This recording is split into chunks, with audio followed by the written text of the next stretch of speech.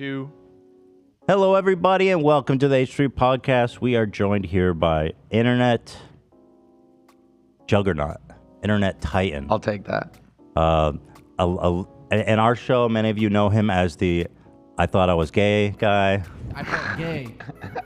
But no, he's so much more than that.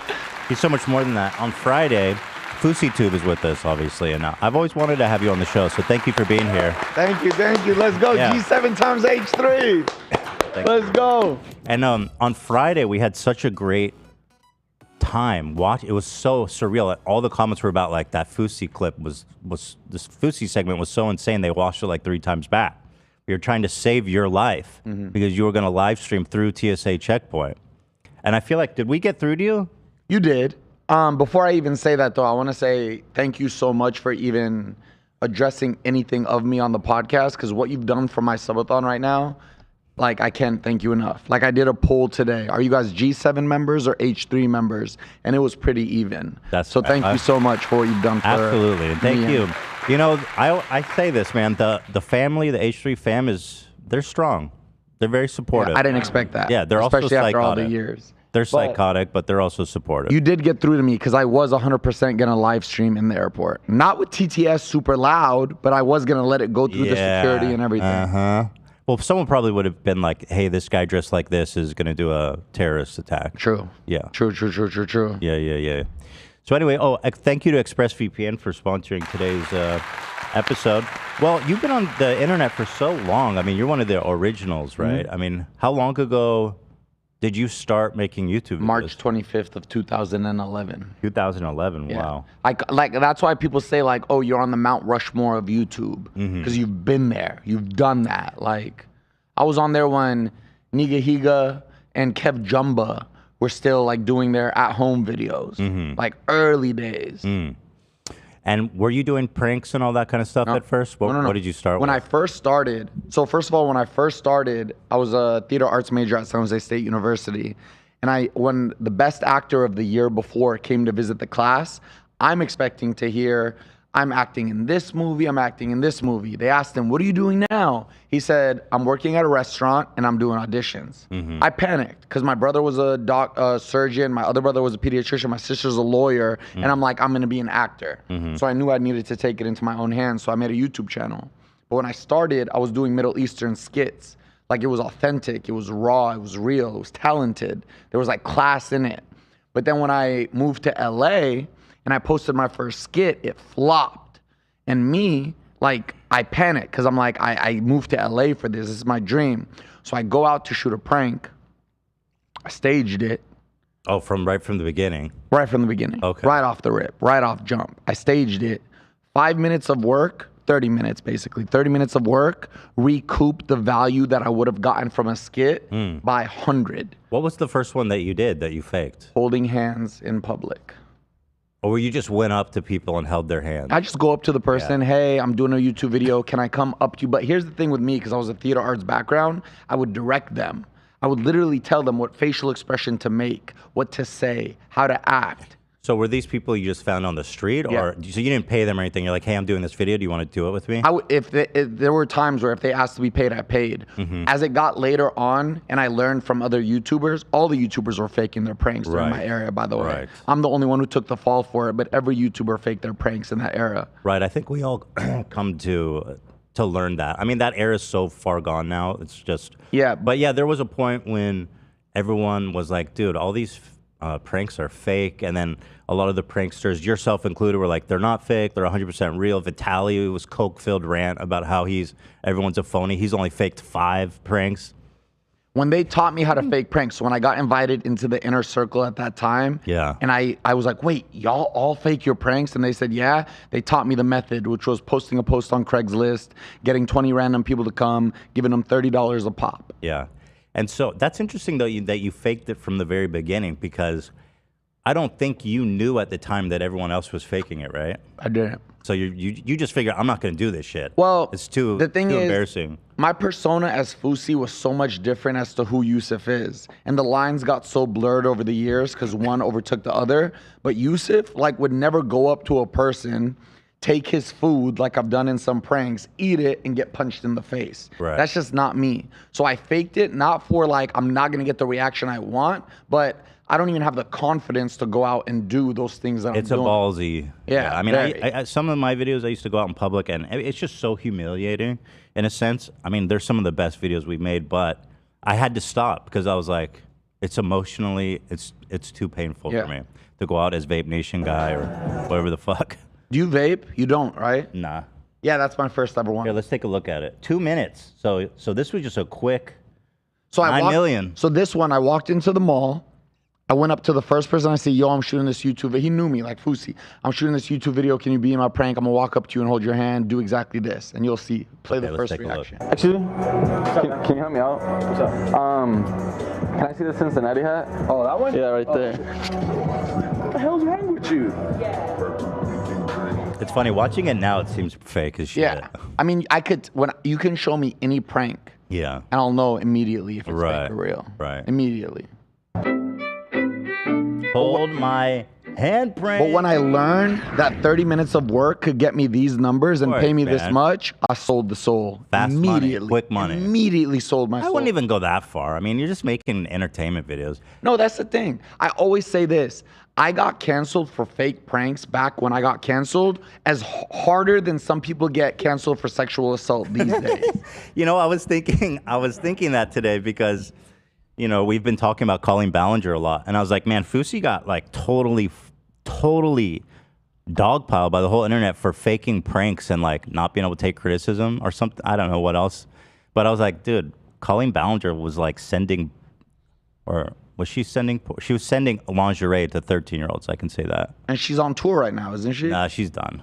Oh, she's it's canceled? Fucked. She's fucked. Oh, it's done? Yeah, she's hella fucked. But still, she had all the years of whatever. Yeah. But even, I know TikTokers, like there's this one the TikToker Tony Lopez. guy, Tony Lopez. Yeah. He, like nothing happened. Did you hear the call that got leaked? No. Pull that up. Dude, it's fucking crazy. But what I'm saying is he did that and didn't get canceled. No. And I'm sitting there like, I staged the prank, which made you laugh, which made you comment and said, thank you for making my day. I was depressed and now I'm laughing. But I got, it's whatever. I'm over it. To be honest. I'm over it. I don't cry about it at night anymore. I'm sure you guys will correct me if I'm wrong, but I always felt like you were unfairly treated by the critics, you know. I do. And I think I said that at the time. It's like, he's not that bad of a guy. You fake some pranks, and it'd be nice if you were honest about it, but everyone was faking it, and you were just making a quick buck, which is fine. My mom always tells me when I go through my depression or like when I left the internet so many times, she always said this one line. She goes, Yusuf, you've never hurt anybody else. You've only hurt yourself by your actions. Like July 15th, nobody got affected by that except for me. My life was in shambles. What about Drake? He was expecting that fat check. He wasn't gonna get paid. Oh, he was coming for free. He was coming. He was coming pro bono. Look, if we talk about July 15th on here, I'm gonna stand on my 10 toes and say Drake was gonna be there. Right now? Right now. Drake, you were in touch with Drake. You're still saying that. I'm still sticking to the story. I found the guy who I ran into in the club that night who gave me his verbal agreement that he would be there. So, okay. A guy who knows Drake said he was going to be there. You want the story right off the bat? Sure, we're here. Why not? Okay. Set us up a little bit with what happened. Okay, so people who don't know. I'm setting up July 15th. Yeah. I was taking Adderall. I was in Australia. I tried to do a tour. It had 350 people. 3 years before, I had 3,000 people in stadiums. So I knew it wasn't, and everywhere I went on the streets, people were like, Fouseytube, Fouseytube. Mm-hmm. So my thing started with, I know that we had 350 people, not because only 350 people are willing to support, but because my manager at the time did a shitty job in promoting. So to prove it, I said, I'm gonna fly to LA, rent out a regular venue, do a show, sell tickets by myself on the street and show everybody that I like, you know, it was an ego thing. It ended up turning into something huge. Long story short, we actually did get artists from all over the world to fly in and they were gonna perform. Big artists, like hip hop artists. Which ones? Which is the biggest? Which was the biggest? What's that one guy? He's bought OT Genesis, I think. T Genesis? Yeah, OT Genesis.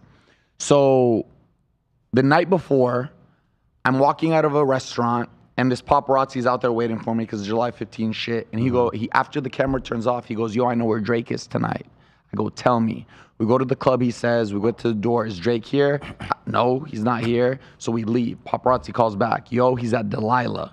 We get to Delilah. My friend tries to talk to security. Security said, you guys are not getting in tonight. This is a private event. Drake rented out the whole thing. I told all my friends, go home. I got this on my own. I'm not going to tell every story detail by detail. I sneak into the club through the back door that got opened for me. I walk in. It felt like an Illuminati cesspool. Every celebrity was in there. Every celebrity you can think of was in there. I'm telling you, Ludacris, Kenny Hamilton, like all these people. It makes sense if Drake's in LA and he's inviting all of his friends.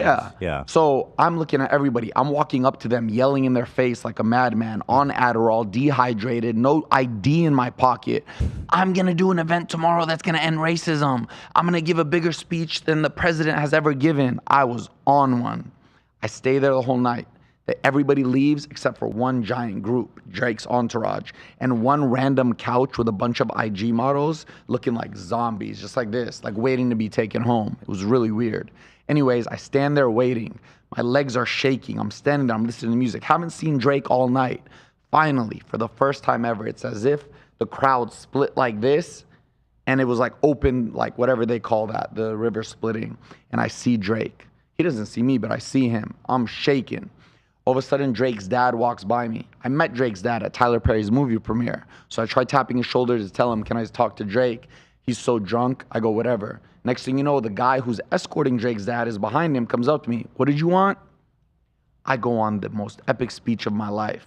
At the end of the speech, he looks at me in the eye and he goes, I love everything you just said, but I have one question for you. I go, what? He goes, how did you know my name? Swear to God, I've never met this guy a day in my life. And I go, if your name came out of my mouth, that was from God, like psycho shit. Okay. I don't even remember saying his name. I don't know the guy. Okay. He goes, all right, put your number on my phone. We'll be there. I save it under God's plan. Next thing you know, Drake is walking out the club. He's walking towards me. Never looks at me, never anything. But he says goodbye to Joel Embiid right in front of me. As he leans in, his nose is like right here. My nose is right here. I don't stand it. I don't ruin the opportunity to be like, Drake, Drake. I leave the club, I'm shaking, I'm going a wild rant on my phone. I text Juan G, that was the guy's name. You guys can even search him, Juan G. The next morning I wake up, I text a picture to Juan G, a picture that says July 15th with Drake's face on it. The text said seen or read. In my mind, if I text you a picture that I'm about to publicly promote and say Drake is gonna be there, if he's not gonna be there, you're gonna tell me, stop it right now, cease and desist, what are you doing? You can't do this, da-da-da. So I send again. Oh my God, I'm so excited for tonight. Red. Oh my God, this is so hot. You guys are changing my life. Red. Everything going according to plan. God's plan.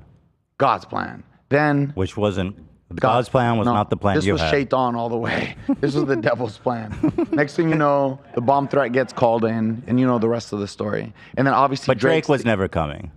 I believe he was. Bro, stop. I swear to you, I personally think Drake was going to be there. Okay, so you think that the biggest artist in the world comes to the Greek theater pro bono because one of his homies was like, we'll be there. The way I sold it, Drake. I have a show backed by Ticketmaster and Live Nation. It's in the Greek theater.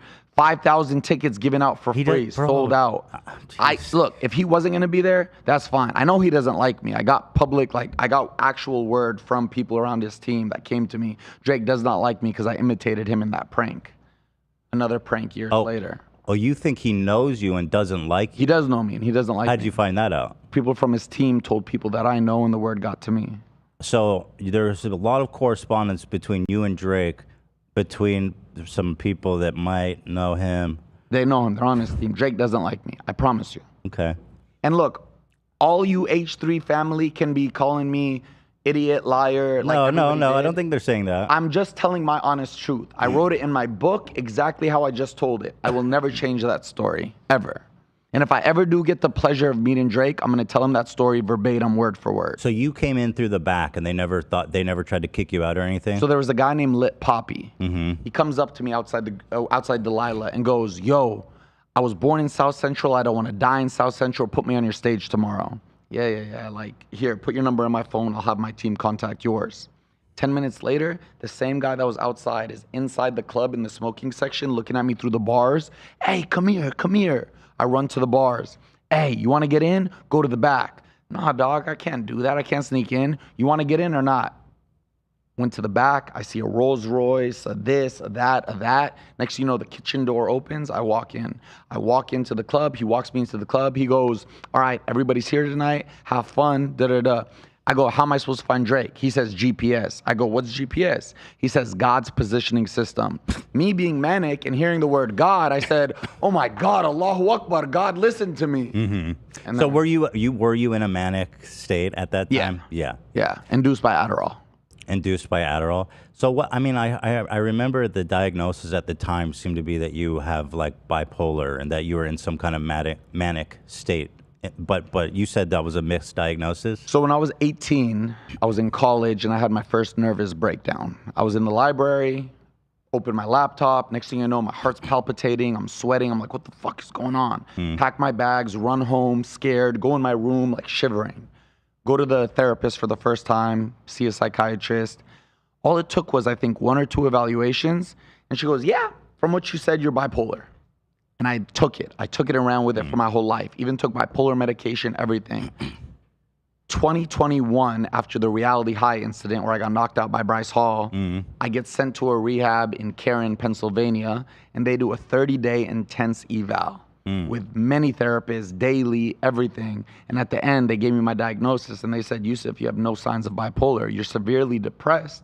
You suffer from depression, but no signs of bipolar. And I've always thought that because July 15th was the only manic thing I've ever had. Yeah, you know, it's highs and lows. I don't have any highs. I only have lows.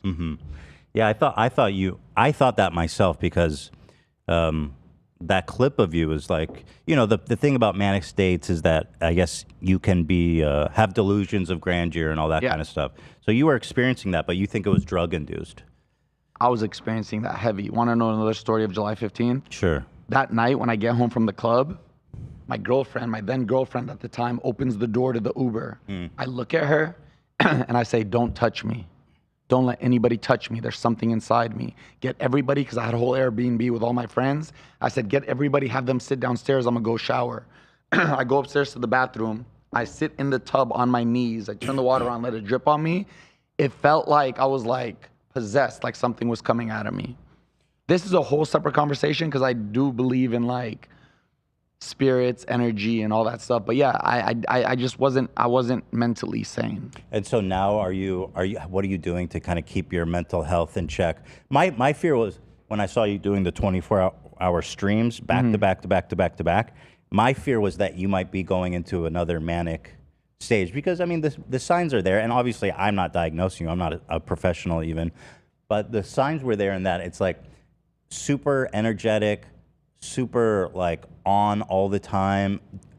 It seemed to me that was my fear basically, is that you were gearing up for a manic like meltdown. Totally understandable. Yeah. So after the Deji fight, I fell into the deepest, again, depression I had ever fallen into. This one was like an existential crisis. That was your second or third boxing? Second. And then second and final. You lost. I lost. Yeah. And that one was the first one. I gotta say, bro. Yeah. It's one of the craziest fucking videos on the internet. The referee, the coaches, the referee should have stopped it in round 1. It should never have even made it to round 2. But you just got that fighter. You wouldn't go down. Yeah, but you can tell that I was defenseless and it wasn't gonna change. The announcers were like, the announcers were like freaking out. But you fucked up your nose from that fight, right? I did. You had to get face surgery. I've had 3 nose surgeries. But after that fight, I got into such a big depression. I took 9 months off the internet. I spent the entire the Deji or the first one? Deji. Yeah. I spent the entire time in the East Coast with my sister and family off social media. I did ketamine treatment for depression. I did TMS for depression. TMS is like when they give you electrical brain zaps to wake up certain neurons that aren't moving. Where do you get that done? There are clinics for it. It's a 7-week thing. Do doctors Monday work through there? Friday, yeah. It's just some dude with like fucking... I don't know, but all I know is I did it for taser? 7 weeks, 5 days a week, and this shit worked. Really? This shit worked. I've done everything on God's green earth for depression. I've talked to every therapist you can. Do you take medicine? I do. I've been medicated for over a year. What do you take? I take right now citalopram. Oh. which is just antidepressant. And then to sleep, though, I have to take a medicine called quentapine, which is an antipsychotic, but at a low dose. Antipsychotics help induce sleep. Nice. I'm heavily medicated. Are you? What do you take? I'm on Lexapro and Wellbutrin. I don't heavily. It's a pretty normal like cocktail. It's Lexapro and Wellbutrin. Those are good. That's a great combo. Yeah, it's helped me a lot, man. Lexapro and Wellbutrin is a great combo. I've been on it for a few years, and it like changed my life, dude. Yeah. It helped me so much. So the meds have helped you? Yeah, I was always, whenever I took meds over the years, the reason I would stop so many times is because it felt like a placebo. I was taking it, but I wasn't able to actually see, am I different or not? Because I was still depressed while taking that. Yeah. This time, though, after everything I've been through at 33, 9 months, this time I was able to literally see and feel the changes. Because over the 9 months, I literally, oh man, it was bad. It was bad. Go ahead. No, it was just bad, man. Like my I don't know if it's cognitive thinking, but my brain just wasn't working how it used to. I'm a very good eloquent speaker. I lost my ability to speak. I lost my ability to converse with people. I would ask people like, what do you talk about in conversations? My memory became goldfish, really bad. Like it was really not working. And over the course of the 7 weeks of TMS, working out in the gym is everything, by the way. Gym is life. Without the gym, I never would have got out of it. I couldn't agree more. Without the gym, I never, ever would have gotten out of depression. Yeah. Well, that's good. I mean, I'm being a little facetious because people know I make fun of gym culture. But if it helped you that much. You can't be making fun of gym culture. Look how skinny you got. I know you're hitting the gym. Are you not? No. Really? You did all this I'm diet? not anti-exercise. I just think like there's a culture of like these bros, these alpha bros. They're like, the gym fucking cured my cancer, bro. The gym brought my dad back to life and he loves me now. Like he never told me he loved me. But it's like but it helped you. So yeah. I'm not here to my thing with the gym always is what it does for the mental health. Right. Like in one of my favorite motivational speeches, I forgot who said it. I think it's Brene Brown. And she was like, the first thing I want you to do if you're depressed, the first thing is work out. Hit the gym. The first thing I want you to do, literally, the gym. And when I finally, after 9 months, eating whatever I wanted every single night, feeling sorry for myself, pity party, the minute I started going in the gym and documenting it on YouTube before this subathon, slowly, and then everything just... Well, I think the importance of like feeling good, feeling yourself, being healthy, it does a lot for your self-confidence and like just your self-image, you know? That was the biggest thing after the Deji fight. Yeah. Because I was... Why were you so depressed though? You lost, big deal. So the way I explained it in therapy over the 9 months was that event, not only was it like, I've always been searching for a W after July 15th, like a win, like let life just give me a win. And I was never getting one. I was a brand new version. I was sober. I've been sober since September 15th of 2021. Sober from what? Everything. What's everything? Well, no, it was everything. It used to be sex, this is it. What is it you were getting into? No, just alcohol, drugs, anything. You said you had an Adderall fueled psychosis, or so what kind of drugs were you getting into? No, the hardest drugs I've ever done. I've never taken hard drugs. Okay, so just alcohol and Adderall? Just alcohol, sex, Adderall, weed. Adderall is a pretty fucking crazy drug, to be honest. When I started taking Adderall before July 15th, the way I described it to people was I finally felt like I was supposed to feel in life like how God should have made me, which is the most taboo thing you can say. God made you exactly as you should be. But I felt like that was who I was supposed to be. I was talkative, I had energy, I wasn't depressed, I was able to work, I wasn't lazy. But obviously I took advantage of that and started abusing it. Wait, when are we talking about? Before July 15th, when I took Adderall. Oh, you were feeling good, you were in your zone, and then you started taking Adderall. No. I started feeling good because I started taking it. Oh, I see. Yeah, I think I haven't fucked around with Adderall a lot, but it can give you like a euphoric kind of like self-confidence, right? Damn. So how many Adderall were you taking leading up to that? I would pop like 3 a day, 20 milligram extended release. I don't know how much. And I was also drinking at that time. That's a and smoking weed. Yeah, that's a lot. It was a bad combination. Yeah. But anyways, I'm here on H3H3 in 2023. I'm leaving the past behind me. I've talked about my sob story enough. I've bled. You don't want to talk about it anymore? Not July 15th and that shit. I want to just We could talk about some stuff, but like we could talk about the Deji fight and what that did. Oh, I didn't explain that to you. Well, why did that make you so depressed? So after I got sober, I became, I think, the best version of myself physically and spiritually. I was running like 13 miles a day. I was healthy. I wasn't consuming carbs. I was a machine. I was confident. What the fight represented, it wasn't Yusuf fighting. It was Fousey, the ego, on his highest stage. Think about it. Your ego walking out, 20,000 people booing you, your music blaring. It was his final showcase. He got his ass beat. Fousey died that day. Died. So after the fight, and there was so much that happened after the fight. There was a lot of drama with Happy Punch. With your bestie, Keemstar. Yeah. Girlfriend left me. Got kicked out of my house because the guy sold the unit. It was just thing after thing after thing. But most of all, I lost my sense of self and confidence. I see. I didn't know who the fuck I was anymore. Because I thought I was the man. I thought I was the shit. I thought I was about to go and knock Deji out and become the king. Which thank God I didn't, because if I did, I would probably still be going down that road. But that night, Fousey died. So for the first time in 33 years, I had to figure out who Yusuf was. Last thing, the way I said it in therapy was, it's as if I had two plants. One of them I kept in the dark. One of them I kept in the sun and watered every day. Fousey was being watered every day. Yusuf was being left in the dark. So when Fousey was gone, all I was left with was a dead plant. And that was a hard pill to swallow. What's the difference between Fousey and Yusuf?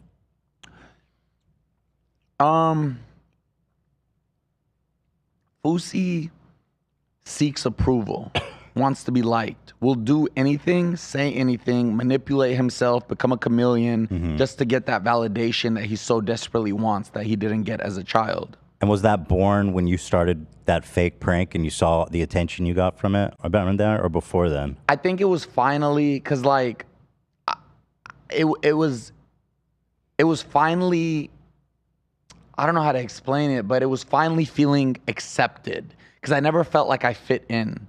Even from a young age, I always felt weird and different. I always stood out from the other kids because I felt weird. Why am I overthinking so much? Getting validation from the internet, it was finally like, they like me. They really like me. When they like you and you want that validation, you're going to do anything to keep that validation. Right. So do you think that was part of where your personality split off? Yeah. Yeah. And sometimes like you lose sense of self. Yeah. Yeah. I've been there. I think everyone online goes through that at a certain point. And there's like a crossroad in all of our lives where we're like, do we keep down the online persona or do we dig deep and actually center yourself? So a lot of people come on YouTube and get burned out because it's intense, man.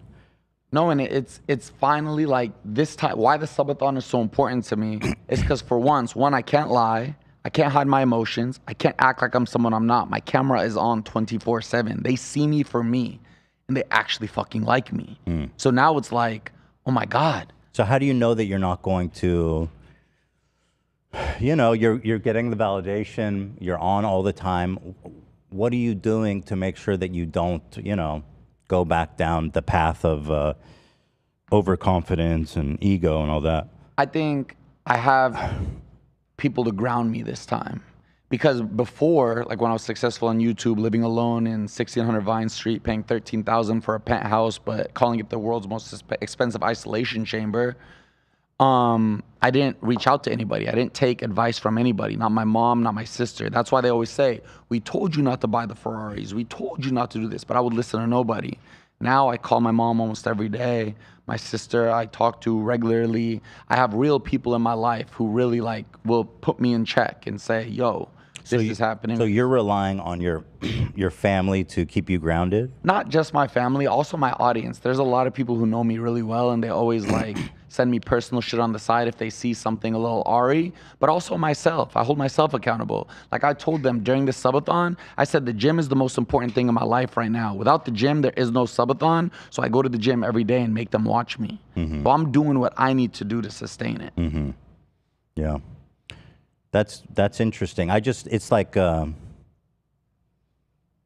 as you're enjoying all the success on Twitch that's happening right now. Yeah. And I see you're super hyped up and excited about it. Yeah. I would just hate to see another collapse. I know. So I just would like to see, this is just from the outside, someone who's been following you for a while, just to see something that's more like Maybe the problem is like it's too like it's all like big bang, super high energy instead of just kind of like a sustainable kind of nice thing that you can just do every day. 100%. The problem with me and my entire career, I'm the king of starting something, getting great initial success, and then leaving it. I had a podcast in 2016 called Mornings with Fousey. Ended it after a month, and it was getting great success for the time. I was overpaying my staff. I'm very bad at business. So I wasn't making money that made sense for how much I was paying. And me not knowing business said, I shouldn't call an accountant or a financial advisor and find out how much to pay them. I'm just going to cancel it. What were you paying them? A lot. Like 6 figures I was getting plus? like, he was jerking me. Like he was jerking me. Okay. Gaming with Fousey, my mom's cooking channel, my brother's doctor's channel, my cat's family channel. I've always done something and done it so well and then ditched it. But also it's because, like you just said, so fast, so energy. The part that worries me is the intensity. Yeah, because the success, it's never like this. Like even with Twitch, it's been 19 days. I have 20,000 subscribers, 10 in the world in English channels. It's like this. But I really, really, really, like something deep inside tells me that I can sustain it this time. I hope so. I hope so. Or at least, you know, there's no shame and there's no harm, or there's nothing wrong with a gentle landing. You know what I mean? Yeah. Like let's say it's not as explosive as it is right now. Yeah. But you know what I mean? You can glide. It doesn't need to be like a meteoric crash to Earth. Correct. Yeah. My sister tells me that all the time, and I'm gonna listen to that. And I know I'm very aware. I understand that what's happening right now isn't like, it's not normal. Not for me, not for Twitch. The way I explained it to your team earlier, and I explained it to somebody on the phone, it's like if a heavyweight champion loses his belts, gets depressed, but then he gets one more fight, he gets the call, he wins his belts back. That's what I feel like right now. This is a second shot at life. Yeah. I almost started Uber. I almost started working at Starbucks. My life was like, Fousey was done. My life was done. You feel like Rocky? Huh? You're Rocky. You're Palestinian Rocky. Yeah. That's what's up, bro. I'll take that.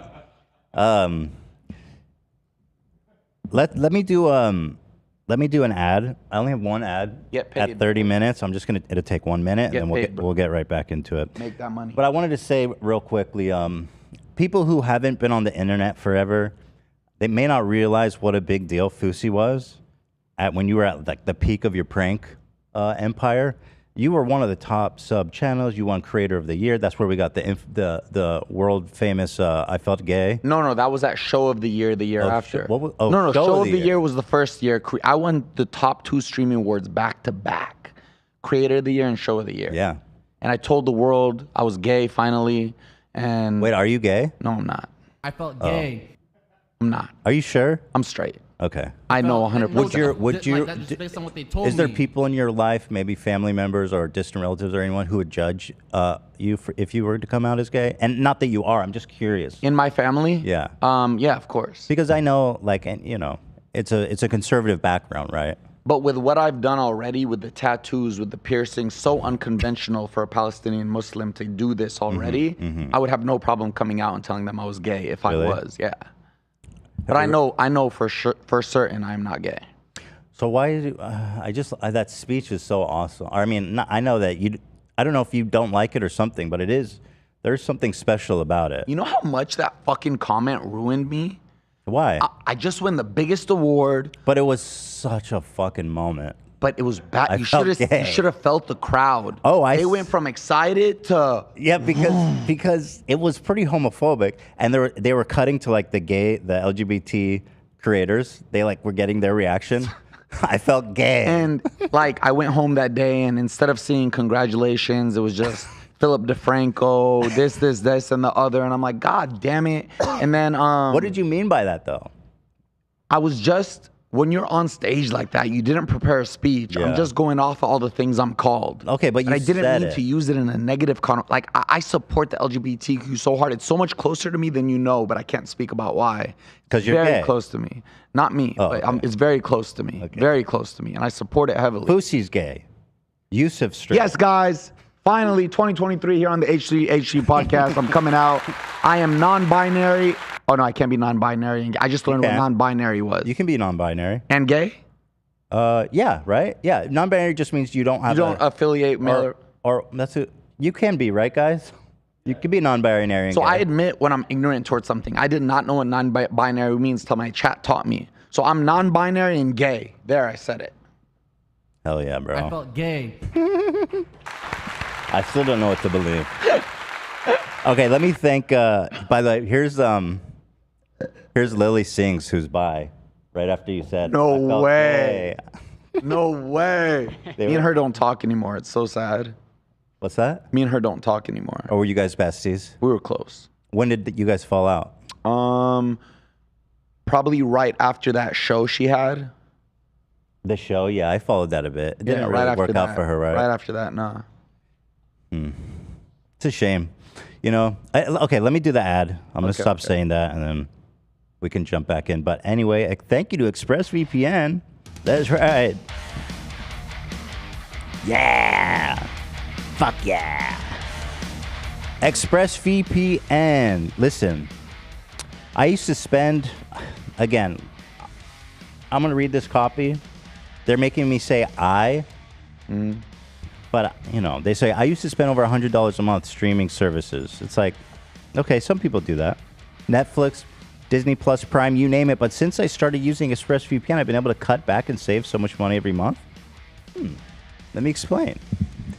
All these different streaming services like Netflix have thousands of more shows than you think. You just don't see them all because they're showing you only what you see on your country. And here's where we stick it to the man with ExpressVPN. With ExpressVPN, you can change your country of origin and get an entire different catalog of Netflix shows. For example, South Korea, Italy, it's all happening. And by the way, I haven't said this. My mom is obsessed with South Korean soap operas. It's all she watches. Actually? Yeah, she's like a stan. Subtitled? Yeah, super weird. I was like, what? I mean, God bless. I mean, stan BTS forever, but just didn't expect it. Cheers, my dude. But using the ExpressVPN app, you can change your online location. ExpressVPN has over 90 countries to choose from. So every time you run out of stuff to watch, you can just switch to a new country and unlock new shows. Bada bing, bada boom. And I can't tell you how many times I'm watching Netflix USA. It's so fucking boring. Same shit. Running out of shit to watch there, man. I would say I use Netflix probably the least of all my streaming apps now. I haven't turned it on in ages. It's crazy. I'm on like Hulu a lot. Even the last Black Mirror season effing sucked. Bro, I watched one episode. I was like, hell no. It was so not Black Mirror. I was so pissed, and I would search Twitter, and everybody was giving it rave reviews. Oh, really? Yes, and I was like, I can't be the only one. I watched the first episode. What was it about? I remember thinking it was just real dumb. And I don't even remember. Yeah. It was bad. Well, anyway, you don't have to get stuck watching that crap anymore, because you can ExpressVPN. You can go to Japan, unlock a bunch of anime, a whole bunch of Ghibli Studio.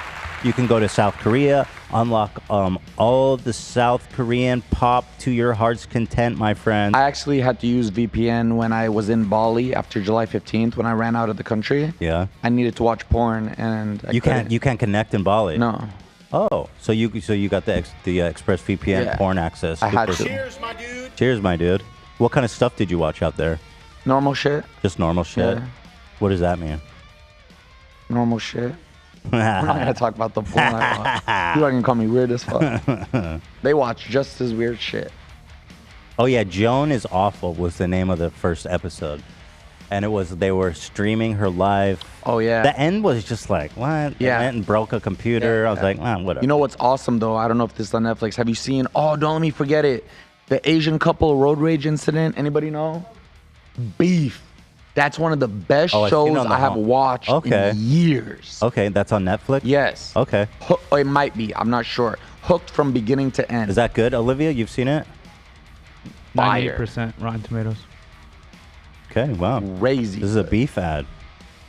Yeah, but here's the thing, guys. With one click of the button, ExpressVPN changes your country of origin. You refresh the page, and all your new shows show up. You don't need to pay extra for Apple TV or Prime just to watch it. And on top of that, I can even use ExpressVPN to get discounts. Some services cost less than other countries. Oh, shit.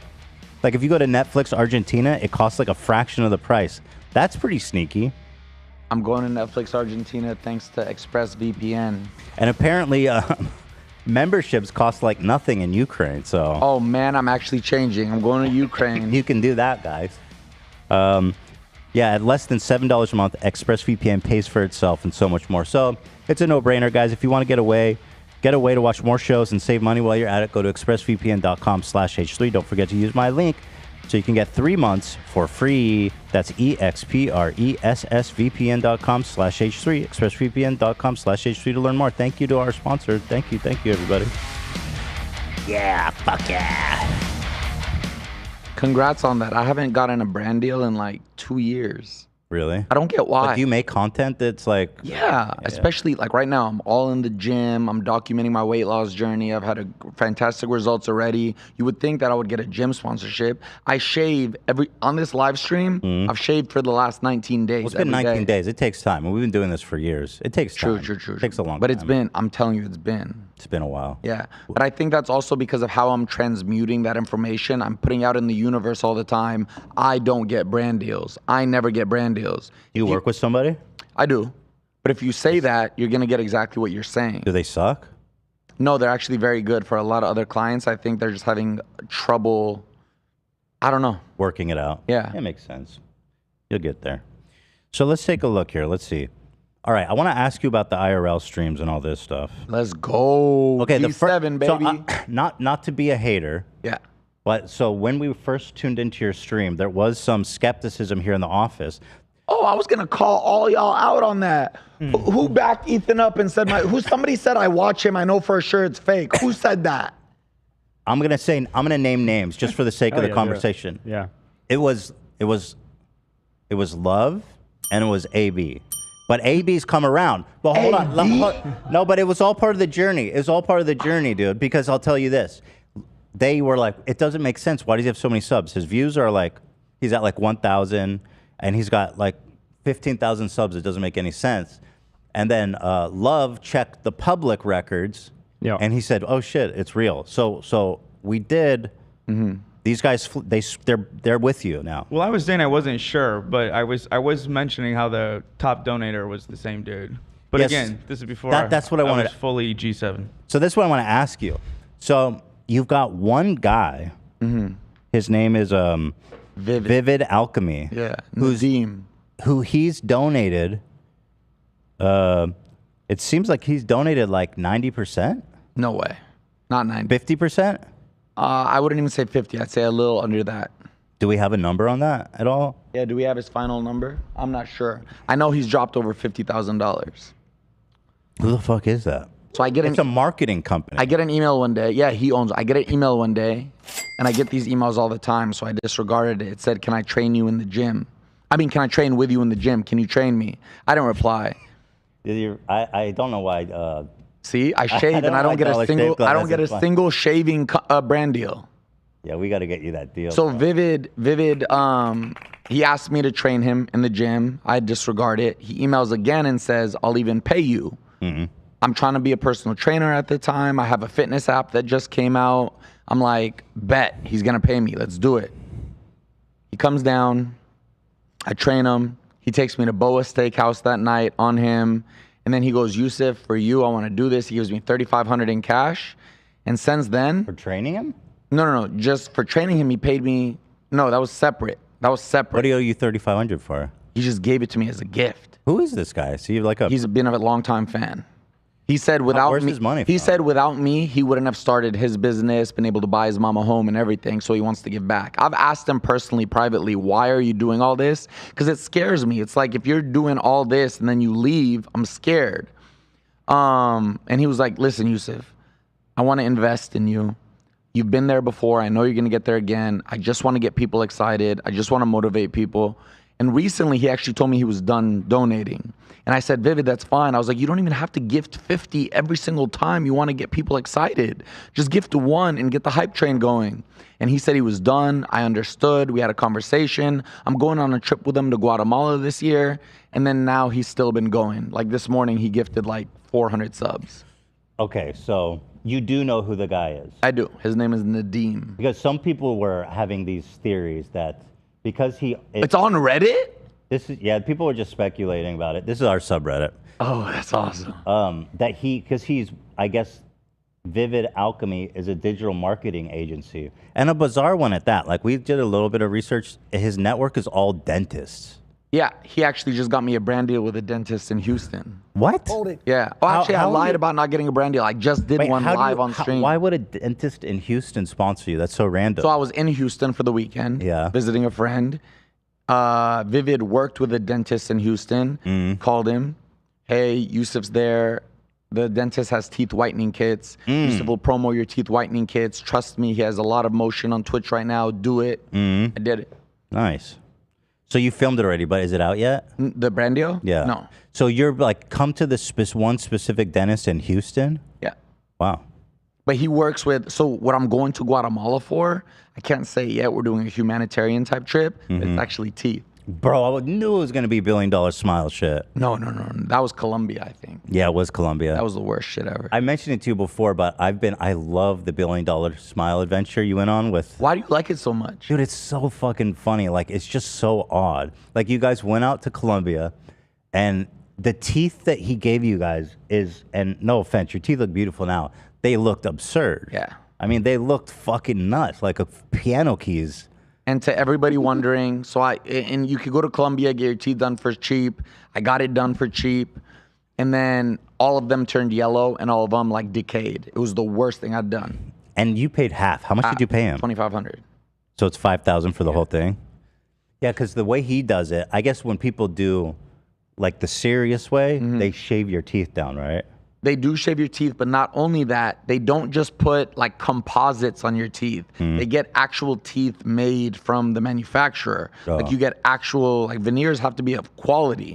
He just puts plastic porcelain on. That's what I was like. He just puts a little like sticker on the front. I was like, there's no fucking way this shit is real.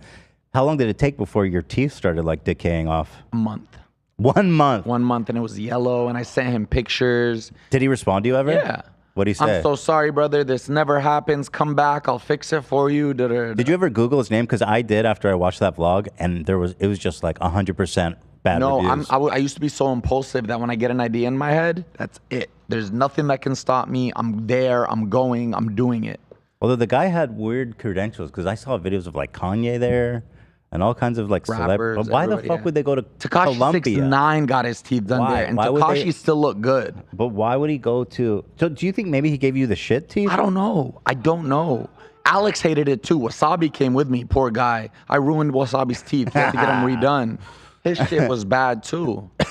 I think he gave you guys the shit teeth. I don't know. Maybe. He probably saves the good shit for Tekashi and Kanye. He knew we were YouTubers though. Yeah, but he took us out that weekend. Oh, he wanted to dine you guys? He did everything. You guys carne asada? Like when you get invited to the carne asada, it's like when you get invited to like the function. Oh, the barbecue. We got lit. We were drinking. We were partying. We were having a good time. Although he still charged you for half, which is not. That doesn't speak clout to me. Yeah. He's like, you still gotta pay me $2,500 for this shit. I hate when people, like when I walk into a place and people think I have money, like even now, right now I don't have money. I'm blessed this month, but I even called my brother on the way here and said, Muhammad, I'm gonna make this much this month. How much should I invest?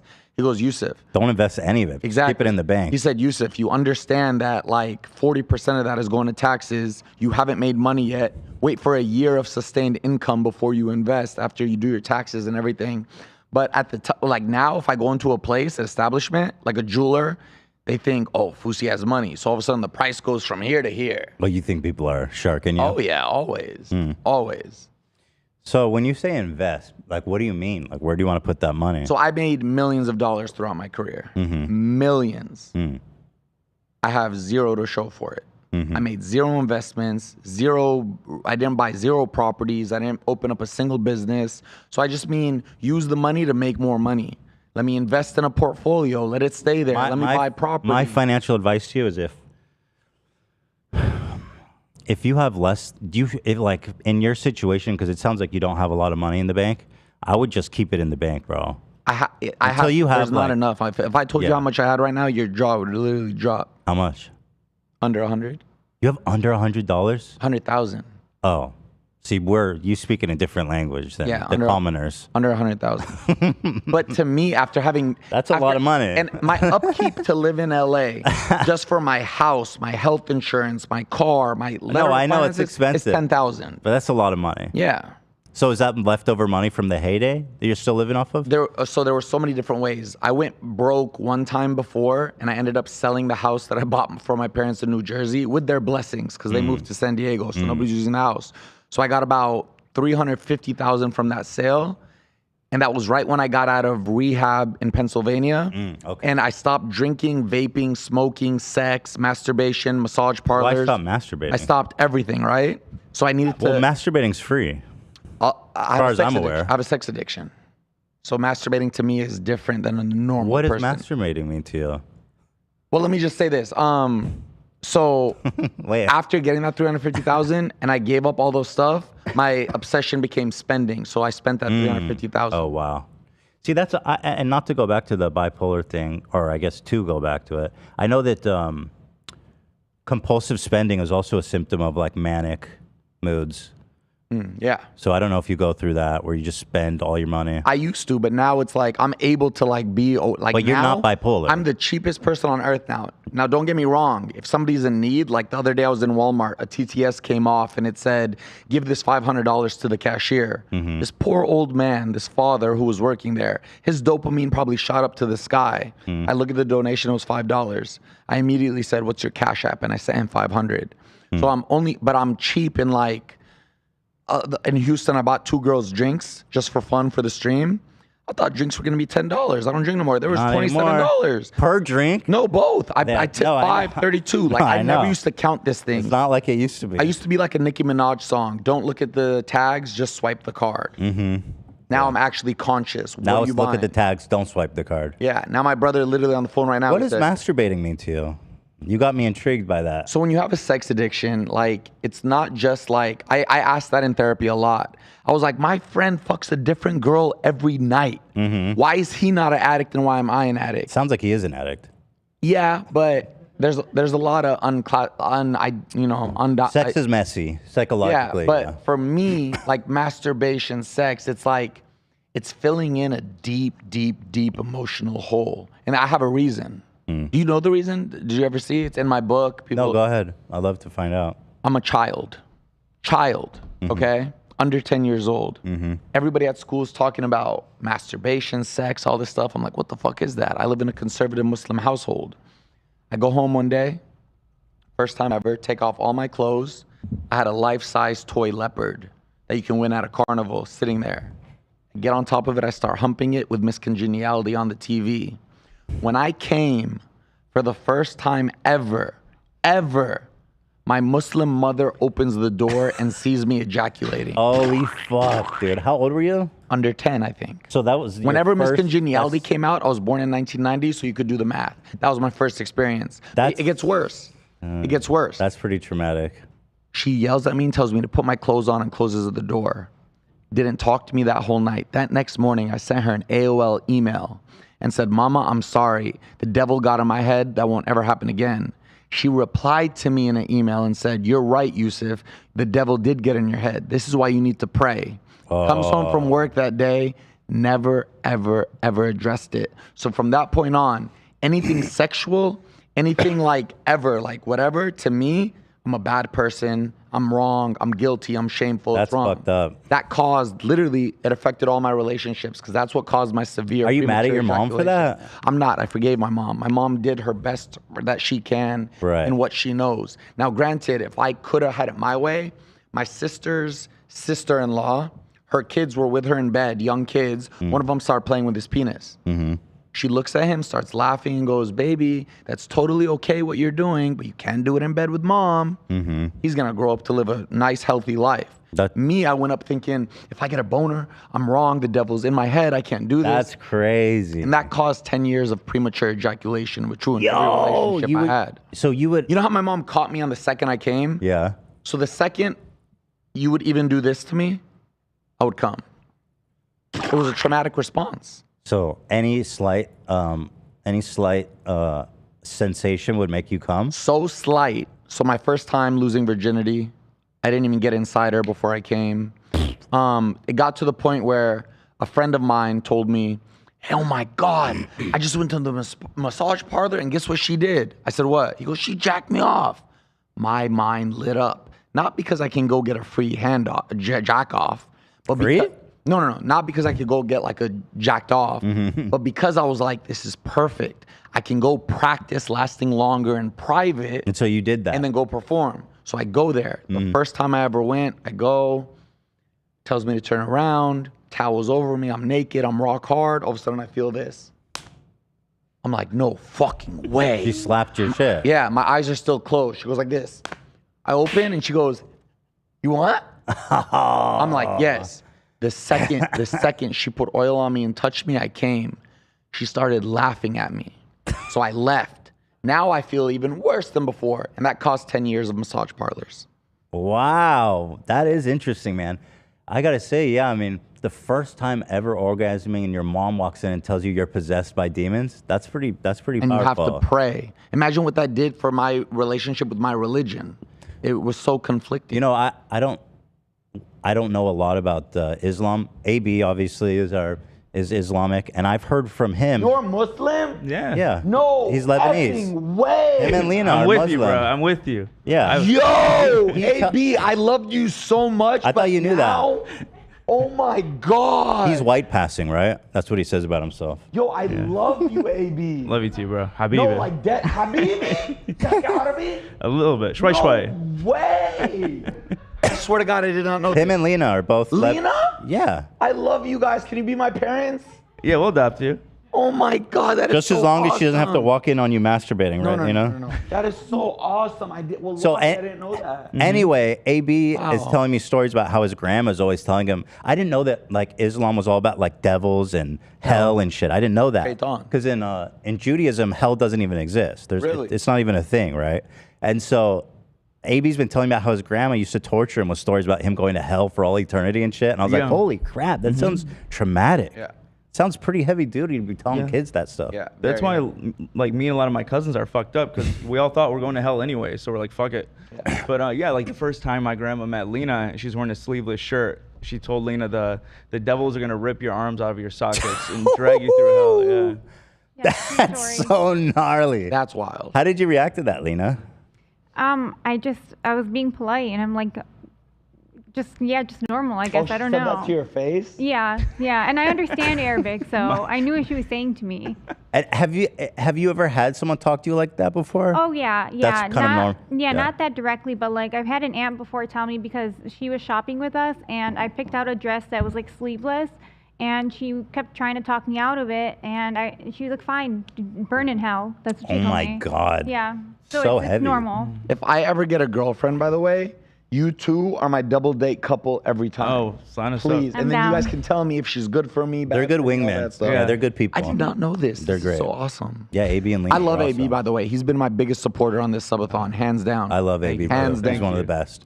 Hands down. Him and Lena are both incredible. They're the best. The best there is out there. Thank you. You too. Thank you, Ethan. Thank you. I also come fast too, so we got that in common. Actually? too. Yeah. Is that right? Do you have? No, do you when I was younger, You I think I premature had that. ejaculated?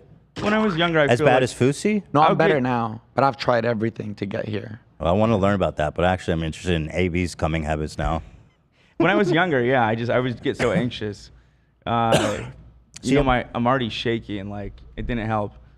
When I think of anxious and sex, I feel like not getting I it feel up. gay. I feel gay. I feel like when I get anxious, I wouldn't be able to get it up, not come immediately. I felt worthless. But so your guys' response is just to come immediately. It sucks, man. It ruins so many relationships. That's painful. That It really sucks. is. And it's Because humiliating. It stops you from even wanting to say hello to a girl. And this is as early as college. I wouldn't even approach a girl because in my head I would be like, I approach her because I'm good. My personality, she would like me. We would good. I'd be like, we meet. We go out to eat. She likes me. Da da da. But eventually it's gonna get to sex. I'm gonna do one pump Fousey and it's over.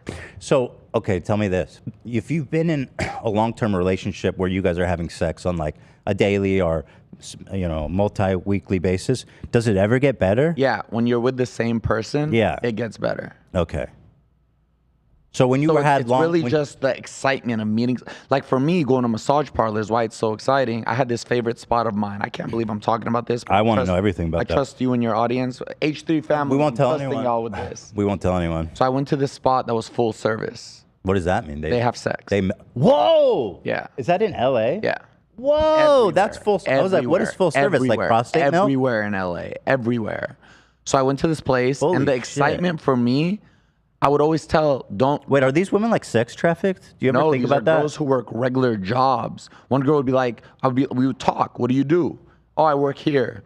Oh, you just do this at night? Yeah, it's my second job. So they're Americans. Regular or are they... working women. No, all kinds. Asians, Hispanics, blacks, everybody. So it's a prostitution spot. Yeah, all over LA. Whoa. It's rampant. Is there a way to tell which ones are and which ones aren't? I could tell just by looking on the outside. So window. what? So what is it that gives away?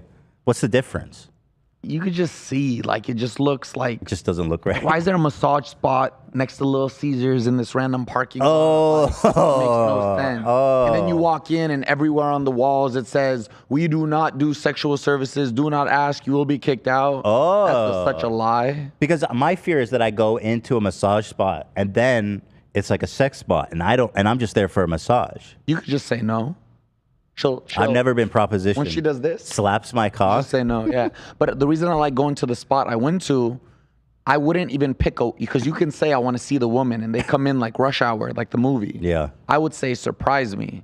So I would be laying on this table, anxious, depressed, guiltful, shameful, everything. But it's the process of addiction. But I would be so excited not knowing who was going to walk through the door. And all of a sudden, door opens, 5'4" Latina, huge butt, huge tits, wearing this dress. I didn't last even there, but I would always tell them, that would be my first line. I finish very, very quick. That makes their job easy. They Please probably go loved you. slow. Oh, they do. Yeah. They're fucking Not discount the ones for that laugh Fousey. at me, though. A lot laugh at me. Laughed at me. I don't go. You don't like the laughing. No, it's so embarrassing. It's humiliating. Yeah, I don't go anymore, though, but yeah. So this is very interesting to me. How often were you going to the massage parlor? So when I first moved to LA and I was like by myself, drinking every night, before I even started the pranks, I was like, that was my only place of comfort. So it became, when I was happy, I would go. When I was sad, I would go. When I was stressed, I would go. I would literally, there was a time, Logan Paul, Jake Paul, George Janko, everybody lived next door to me when I lived in the penthouse. I remember the day vividly. George Janko was in my place. Yusuf, me, Logan, Jake, we're all going out tonight. Come. Before Logan even started YouTube. Oh, nah, dog, I can't. I got to be up early tomorrow. He would leave. I would get in my car. I would go to the massage parlor. So it was a real problem. Yeah, you start skipping your real responsibilities, your real, like I would be driving to a meeting. Once you go on autopilot and it takes over, without even being able to control it, my hand's doing a U-turn. Oh, wow. I'm in a massage parlor. So- I missed the meeting. So sorry, I overslept. Oh, wow. So how many times a week were you doing that? It depends, because with an addiction, you would think like, oh, you're a sex addict. You must have sex 100 million times a week. You can literally only go once a month and still be an addict. Because there are times, the circle of addiction, you get the idea, you start ruminating on it, you start getting excited. That idea turns into action. You go, you do the idea, and then you feel guilty, shameful, remorseful, hate myself. I'll never do this again. I will never go again. I'm done. I'm done. That's how you felt after every time? Yeah, every time. That could last a day, a week, 2 weeks, 3 weeks, sometimes a month. But all of a sudden, the rumination comes back. And it's as if you never told yourself you would never do it again, and you're back doing it. A lot of men have that same problem with masturbation. You don't believe how many emails I get from people. Yusuf, I'm so shy to say this. I don't know how to stop masturbating. I tell myself to stop every night, but I do it again. And what's the problem in these cases? They're just doing it too much? They just don't want, they don't want to be doing, it has control over them. Once something has control over you, right, and you no longer have control, it's a problem. See, I'm personally pro-masturbation. I understand it can be a problem for some people. But I think, sex is stigmatized in a lot of cultures, and it's so natural and normal for people to do it. I masturbate now. Like, I jacked off on my live stream yesterday. On it? I took my sleeping pills, right? Yeah. I'm exhausted. Do they know that? Yeah. They it know. was 6 p.m. Yeah. I took my sleeping pills. Yeah. I'm out. I'm like delusional. All of a sudden, out of nowhere, I don't even remember saying this. I wake up. I haven't jacked off for so long because this damn subathon. I'll be right back, y'all. I need to take a shit. Oh I put her on mute, went to the other room. 30 seconds later, I was back. That's all it takes? That's all it takes for you? Yeah. You slept like a baby yesterday, too. I slept good. AB watched your ass sleep I yesterday. slept good. I slept so good. So how many times a week or a month were you going? It wasn't on a weekly basis, it was on a daily basis? Depends. There were times going going on a Monday then a Tuesday was very rare. Okay. Very rare. Going on a Monday, going on a Thursday, going on a Sunday. I see. That's more. A few times a week. Yeah. And how much is it when you go do that? So cover charge 50. That's just to get in. And then to the girl at the place I was going was 120. But I had so much money at the time. What the fuck is that? 120 to have sex or get a handy? Have sex. That's handy. That's really a handy I could get for 40. And if they try to charge you over 40, they're trying to hustle. That seems like a bargain. I mean, I don't know anything about like prostitution. I thought it was more expensive than that. And imagine how packed this spot is. Is it? Oh my God! Go at any time of the day. There's a guy walking in and a guy walking out. Holy shit! Do you guys? I ain't the only one. No, the only fucking. I'm not gonna yell. Go ahead. The only difference between you and I is I am open about my history, my past, my sins. So you Who are you watching talking to? Huh? Who are you talking to? Anybody. Oh, but I don't think everybody's going to massage parlors. No. But what I'm saying is everybody has their own skeletons in the closet. Yes. Everybody has their own demons. Yes. The only difference between us being public, they're out for the world to see. Yes. But don't leave a comment acting like you don't have your own skeleton. Like you never we are pumped all in half a humans. second. We are not perfect for a second. Yeah. Obviously, some skeletons are worse than others, but yours, I don't think yours are really anything to be ashamed of. I mean, you didn't really harm anyone but yourself. No, and all the women, you know, all the women I've ever met have always said, "You are so kind." Because think about how many guys they get: drunk guys, angry guys, forceful guys, aggressive guys. I'm so respectful. And you come fast. Yeah, I'm so respectful. In and out. And they always say, "You so handsome," because my smile. Yeah. And they say I'm so nice. I don't go anymore though. No, I believe you. Yeah. I'm just super. I've never talked to somebody with like this. I never experience. used to be this open about it. It used to be the scariest thing in the world for me. Yeah. Because you shouldn't. I don't think you shouldn't be embarrassed. I mean, you got to own everything. Yeah. That's how I live. If I didn't own it and come to terms with it and like be able to talk about it, I never would have got past it because I always would have been hiding it. And that was the problem for so many years. When I got big doing the skits, people thought I was like the poster boy for Muslim kids in America. So families loved me. Look at this kid. He prays. He's from Palestine. He's Muslim and he's successful. So when they started seeing the tattoos and seeing me drunk and weed and this, it warped. But for years, I was living a double life. I was living as the Muslim poster boy, but then behind the scenes going to a massage parlor. Right. It was hard to deal with. Yeah. So it's kind of funny, you be in there with a bunch of dudes. Do you ever look at each other like, what's up, No, bro? I never make eye contact. No eye contact. Never make eye contact. Were you afraid someone would recognize you in there? All the time. People have before on my way out. Yo. Or what are they like? Yo, Fousey. Are they like, what are you doing here? One guy paid for me before. A fan paid for me. Fan paid for me. He went to the counter. Did you say thank you? You accept it? I said no problem. Thank you. Yeah. Thanks, bro. He said I'll pay for his too. He paid. I was cool with it. That's how you treat a homie. Yeah. But it's a serious problem, and I know for a fact there are people watching right now who suffer with, it might not have to be massage parlors, it might be masturbation, but I know there's people who are going to benefit from this conversation and realize they're not alone. Because the worst thing in that situation is when you feel like you're alone. Right. That's one of the reasons I'm very open with my mental health, that I've been through anxiety, depression, I'm medicated, because it's still stigmatized, even in this day. I mean, especially in this alpha bro culture, it's like, there's this attitude amongst a lot of men in particular that, getting treated for psychiatric problems is weak and that you need to be able to just handle it on your own. And it's just not true. On my heyday on YouTube, I was speaking to Howie Mandel, and he said— Howie's friend of the show, love him. Oh, really? And he gave me one of the best advice ever. He goes, Yusuf, I put all my kids through therapy, whether they're happy or sad. I tell them they especially need it if they're happy. Good man. I love Howie. He's such a good guy. Yeah. He's one of the nicest guys, man. That's nice. Yeah, a friend of yours actually once famously said, if you're depressed, just take 3 sips of beer. Who said that? Keemstar. Daddy. Pretty insane, right? Isn't it crazy that out of all people who I would become BFFs with and business partners, it would be Keem? It is. I always felt like that relationship was almost like I don't know that that you were even consciously aware of it. But I felt almost like it was a just please, bro. I'd rather be friends than enemies. Just leave me the fuck alone. Yeah. 100%. That's what Yeah. it started out as. It was, would I want to be enemies with my enemy or best friends with my enemy? But you can't really be friends with Keemstar because he does have some kind of personality disorder, in my opinion. That he like, if you slight him in the stupidest way, he'll like turn on. That's fine, but when I'm gonna say this about Keem, when Keem rides for you, when Keem likes you, he fucking rides for you.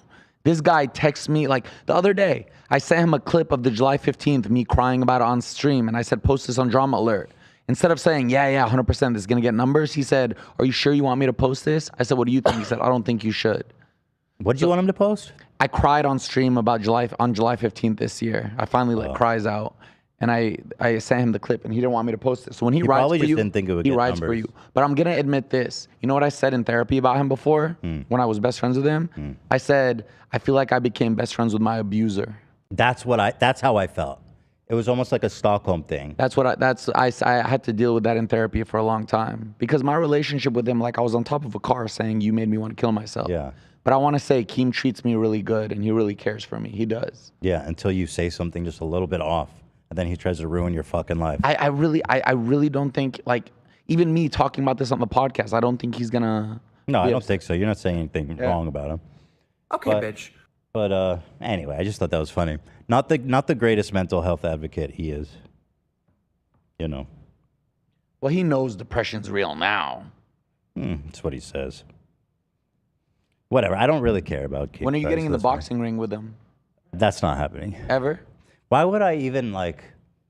Come on. Why would I even shape. dignify? That's just like, why would I even get in the ring with him? He's so irrelevant. But think about what it's gonna do for you. You're gonna get into the best shape of your life. That's good. Yeah, but I wouldn't do it with Keemstar. Okay. You know, maybe Drake. He's on my level. If maybe you could connect I'll me. get in the ring Yeah, too. can Actually. you connect I got me? a couple of words for him. Just a free for all. I swear. So okay, so your sex addiction seemed like it was more about like the masturbating / handies, or were you sleeping with a lot of people as well? I wasn't sleeping with a lot of people. Yeah, okay. So it was a different than what thing, you yeah. think of. You know, I know a few people who were sex addicts, and I don't think people realize how devastating this addiction is. Mm-hmm. The people that I've seen who are sex addicts, they cannot maintain a relationship. They lie about everything. They hurt so many people. It is really, really, really such a damaging addiction for them and the people around them that I don't think people realize that, you know? That's why the first time I went to rehab, I think I was 28, and it was for my sex addiction. Nobody knew why I was going. I didn't even tell anybody. But all the men there were older. They all looked at me and said, good on you for being here this young. Good on you. Because they were like 65, still going Yeah, through probably it. their whole life was ravaged Yeah. from it. It's so, when it takes control over you, it is so, wow, it's unbelievable. I've never felt that type of autopilot in my life. Right. And so how did you get control of it? Years. Finally doing the proper therapy, finally understanding, why am I like this? I know I'm like this, but why? Is that how, did you unveil that mom epiphany in therapy? Yeah. Yeah. Were you like, oh, fuck, when you like kind of put it together? No, because I always like knew, but I just didn't piece it all together. But when I finally understood, and also by understanding it, what did that mean to little Yusuf? Like, go have a conversation with that little kid. Would you tell him what you're telling him yourself now? Right. I wouldn't. Of course. So you start treating yourself kinder. You start gentler with yourself. But also going to meetings help tremendously. That's interesting. Because you get to hold yourself accountable. You're meeting with similar men, going through the same problems. You could be vulnerable. You could be open. You could be held accountable. And it just... You know, I have a good friend who goes to meetings regularly for alcohol, and he says the same thing, that these meetings are like I go to AA good. meetings too. Yeah. Yeah. So to anyone listening, I think these meetings are really impactful for people trying to change. I haven't had sex in a year. What about masturbating? Not? Oh, well, you masturbated the other day. Last night. Yeah. But I haven't had sex in a year. And do you think you'd finish fast if you did? 100%. Yeah. But I Boom. You know what I used to say? Obviously, what I used to say to girls, I'm just sorry, you're just so hot. Yeah. That's flattering. But then I started being honest and saying, "Hey, I finished very quickly the first time. Please bear with me." Well, what if you went and jerked off in the bathroom before? It doesn't matter. Tried that. Doesn't matter. Tried that. Oh, I've tried everything. I've tried pills. I've tried numbing cream. I've tried bathroom. Condom, double condom, wrap it up. Everything. Wow. That's a really unique, interesting problem. She could blow on me too hard and I'd finish. Right. But when I get a wife, like air, like not sucking, air, but like blowing. Air. Yeah. But when I get a wife, obviously I'm gonna have to tell her about everything, and it's gonna be the first thing I do tell her if I'm serious about her. Hey, I suffered from this. This is what I have. The first time we have sex, I'm gonna finish very fast. I hope you don't judge me. I hope it's not like I hope you're not upset, and I'll get better. And I know it'll be fine. So when you're in a long-term relationship, are you like normal or is it still short? Long-term relationship? Yeah. Normal. It's normal. Yeah. You can go have a normal session. Yeah. That's good. Yeah. Takes a while to get. Oh my God, my last ex, I was a porn star. Wait, how long does it take you to get to a normal place? I got to get familiar with her, Right. not only on a physical level, but on an emotional level too. Once I get to know her and we feel connected, I'm much more. But my last ex, I was really good. There you go. See, ladies? Really good. Yeah. Why I got so okay, that's good. I mean, I'm just fascinated because Thank you, you're AB. so open with this stuff. Yeah. You feel that, AB? Oh yeah. Good for you, brother. No, I'm. You guys have so much in common.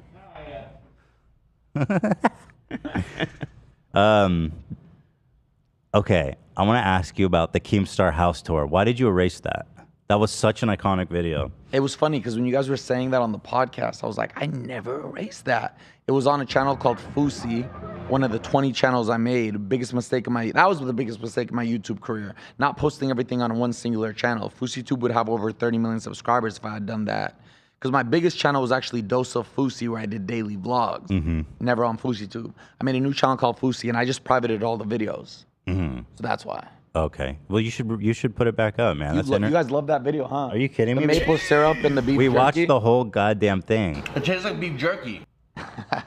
Keemstar hooked you up with some cheese and beef jerky, brother. He had you eating maple syrup with a fork. Did he? Oh yeah. I don't remember. I do. That was a fun trip. I remember that trip. That was a fun trip. That's good. But I was still drinking at the time, so. Fair. Yeah. Yeah, I'm looking at what else. So you've been sober for 8 months from everything. No, 2 years. Oh, 2 years. September 21st. September 15th of 2021. You ever feel tempted, or you're like over it? Not even. I was just in Houston. I went bar hopping the whole time live on stream. Not even a second did I think, oh my God, this would be more fun with a shot. That's Not awesome. even for a second. Right. Are you that's great. But I also don't do it also because I am more religious now than I've ever really? been. Because in this 9 months, I needed to hold on to something, and I finally found the relationship that I wanted with God. And so I am religious now. So also for my religion, I just wouldn't do that. So how do you practice your religion today? Praying 5 times a day. Oh, you do the whole thing? Yeah. Wow. That's pretty hardcore, isn't it? I missed or is that normal? I missed the morning prayer. It's Is it okay to skip? No, but I miss it What do you 4 do if you a.m.. miss one? Remake it. You just do it anytime? Make it when I wake up. Oh, I you didn't make pray it up. today, actually. I was so lost in this podcast, I didn't pray today, but I was supposed to. You want to make it up right now? It's okay. Okay. Do you know where Mecca is? Which direction? There's an app on the phone. Oh. Yeah. Do you do that, AB? I need to learn how, but I do have the app. Oh, you have the Mecca app. Yeah. What's the app called? There's one. This is kind of embarrassing. I'm Muslim. That's awesome. I just found my best friend. I'm telling you, AB man. is gonna become my He's a best good guy. friend. You can teach me to pray. I will. Alhamdulillah. Alhamdulillah. If you need any, if you said, what else do I want to talk to you about? I got stories for you if you want. I got stories. Let's see. I want to ask you about the reality show with Bryce Hall. Yeah. So this one was, here, let me pull up That some one clips. was bad. Again, That one was really, it seemed like bad. you were being flirtatious with him. With Bryce? Yeah. You really think I'm like that I could be gay? It seemed possible to me at the time. I'm actually very comfortable with my sexuality. I see that. Yeah. I believe what you're saying. Yeah. You've been so honest with us. I believe you would be honest. Oh my God. about You know, I've only watched this, I think, one time, and I could never get myself to watch it again. Is it okay if we watch it? Yeah. Okay. But it's going to be a shock to me right now. It was so repulsive. Let's take a look. Money. You were drunk, right? Oh, I blacked out. Blacked You're trying out. to save each other. No, you, all your money's gone. All your Why are you touching your girl, bro? That money Listen, right here. Fousey, you can't put your hands. Don't do that. I'm blacked out. Don't do that. All right, Real- you guys are real- good. I got it. You don't remember this. No way. I sincerely apologize for even coming close to your face. I thought You didn't just come close, you like face palmed her. Like, don't. Oh, thanks, Bryce.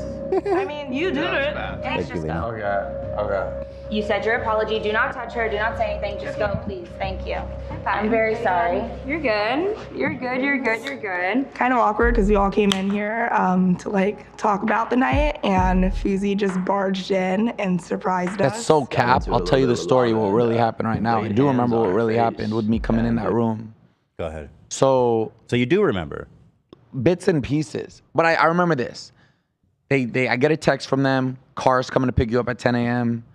I get in the car. It's like it was supposed to be a 2-hour drive. Ended up being like a 4-hour drive. What do I do in the car? I text my then assistant, hey, where did you put the Fireball? She tells me. I get a gallon of Fireball. I start swigging. And I tell them all, oh, don't worry. I'm just getting a little loose for the show. I get to the show. They start doing interviews before people knew I was there. And every joke I'm saying, they're laughing. So I'm thinking, oh my God, this is great. More alcohol. Drink. We go in the house.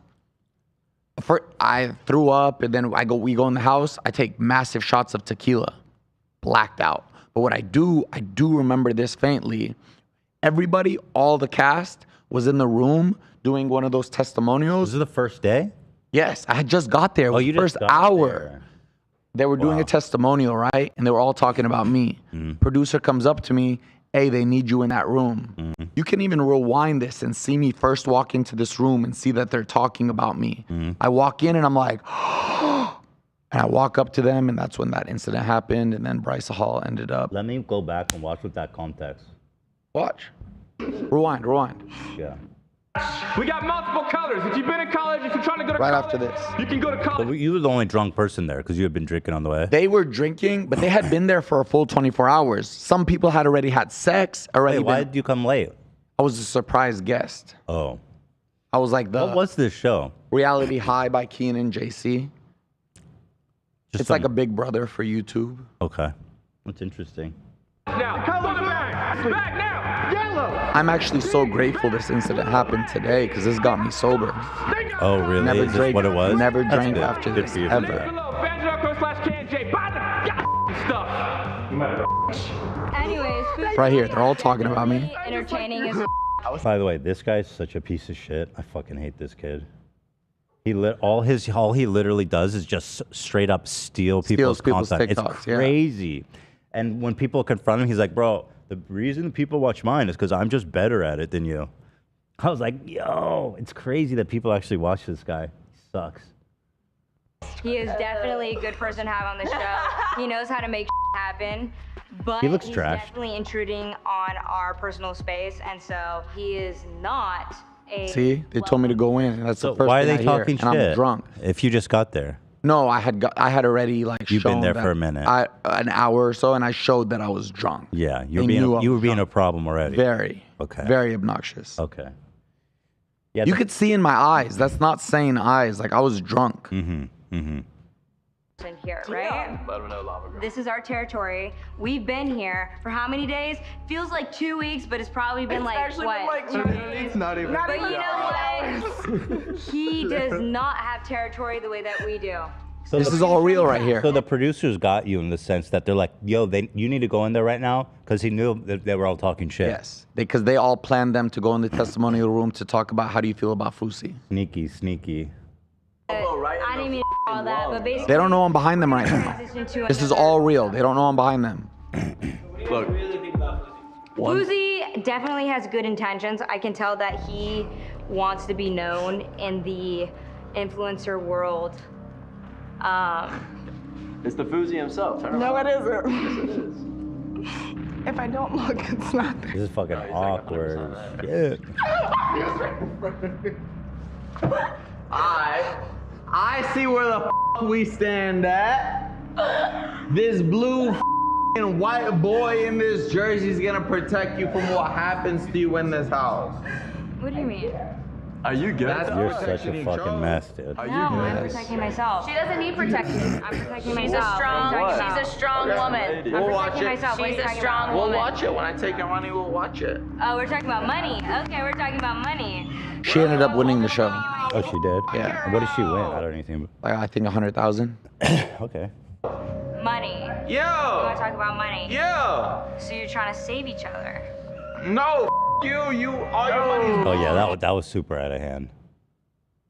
Were you an aggressive drunk? Never. No. Angry. Yeah, angry drunk. So the story about this, right? Bryce Hall knocks me out. They told me to go into a bed and sleep, and I would have still been on the show. After this? After this. Yeah. I get even more blacked out. I don't remember. You continue drinking? No. But I was just gone. I get up, I go into the bunk bed room, and then Here's the other scene. That's So when this all happened at the same time? Yeah.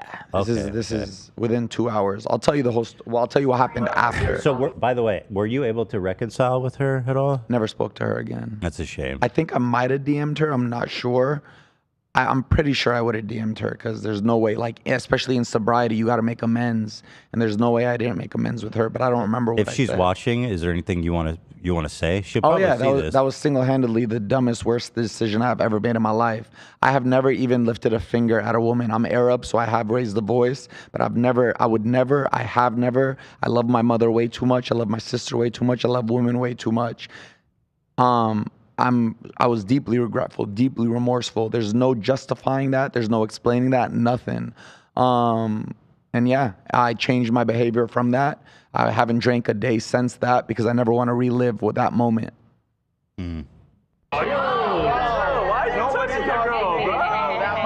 Listen. Right here. It's so interesting to see you then and now, because then when you showed up, you were like such a fuck. Like if I was around that guy, it'd just be like, this guy sucks. You would have hated me. Just a degenerate, drunk piece of shit. I've known people like that though. Yeah. There's like people with or specifically alcohol, people I've known. It's like sober them, best friend, drunk them, total nightmare. Yep. There's so many people like that. So many people that once they drink, Why that's do you- actually, I don't want to say his name actually. I never mention his name. It's the YouTuber I had the most beef with. That was the thing with him too. Keemstar? No. When we were friends, he was great when we were sober. And then I went to Brazil with him. Bryce come? No. Vitali? I went to Brazil with him, and then I saw him drink for the first time, and I met a completely different person. It's scary. It's like, who are you? terrifying. It's Look, terrifying. The thing that confused me about, I have one specific friend who was like my best friend growing up, and then when we went to college, he became alcoholic. Why do you keep drinking? Like, why do you want to be like that? I didn't understand it. It's the same thing as my sex addiction. You don't. If you're an alcoholic, you can't control even, it. yeah. It just takes. It's Vitali? Huh? He's Vitali? sober now. He says so. Well, Good for him. I mean, Vitali's a fucking psycho. I'm not gonna speak on him. That's okay. Yeah. But he like beat the shit out of a random woman recently. You followed that? Yeah. Why? You speak? Okay. I don't want to press you. I'm just intrigued that your mom's the word on Vitali. That's an energy I don't ever want to let back into my life, around me, near me. I see. It's just bad news all over it. I've closed the door on that. I'm never going back to that. Yeah. I'd rather not. I He totally still talks understand. about me, but I'll never. I understand. Well, But you want to know what happened after this day? Yeah. So I wake up the next morning on the couch, phone still in my pocket, wearing. Oh all wait, my hold on. clothes. Sorry, Oh, maybe we're getting ahead of ourselves. 'cause Okay, I want okay. to watch the next part. Okay. So after this, the producers tell you go to bed. Yeah. Okay. So here's the second one. You go to bed. You wake up a couple hours later. No. I don't go to bed. I lay in bed. Yeah. I get up and I go into the room where all the people are, and I Okay. start like harassing everybody. Okay. Is it different? Okay, so let me explain this. Let me put context to this for. Bryce Hall puts his cape on and finds his moment to like, I'm gonna save the day. Because this is after he got his ass kicked by Austin McBroom. He found his moment. So when he pushes me, I think, I don't know, I'll rewatch it right now. And I tell him, You're lucky I don't tell the world what I know about you. Because I know shit about Bryce. And I could have unloaded. I could have unloaded from the beginning. And when I say that, he says that's not how it happened, but that's how my drunk ass remembers it. We can see how it happened exactly. Yeah, rewind that so you can hear that. Rewind that a little. Yeah, so trying. But you're telling me even I did right now is the difference. Bryce, don't try to play that right now. I know so much that I protected you about. What? So much all this. I love you so much as a creator. I don't do that. I don't do that. I remember you pushing him. No. You'll see. Actually, even when after he pushed me the first time, I walk up to him like, what are you doing, bro? You did lay your hands on him. You did lay your hands on him. That's factual. Isn't it called semantics when it's like you just have a problem with the way something was said? So I had a problem with them saying I laid my hands on a woman because the way I understood that was I hit a woman, I slapped a woman. I think they're right. Are they? Yeah. So I did lay my hands on a woman. Yeah. Well, that's what I had a problem with at that time. I didn't. It is semantics, I felt like it but was being unfairly like victimized, villainized as like. I feel that that's an accurate statement. Okay. Yeah.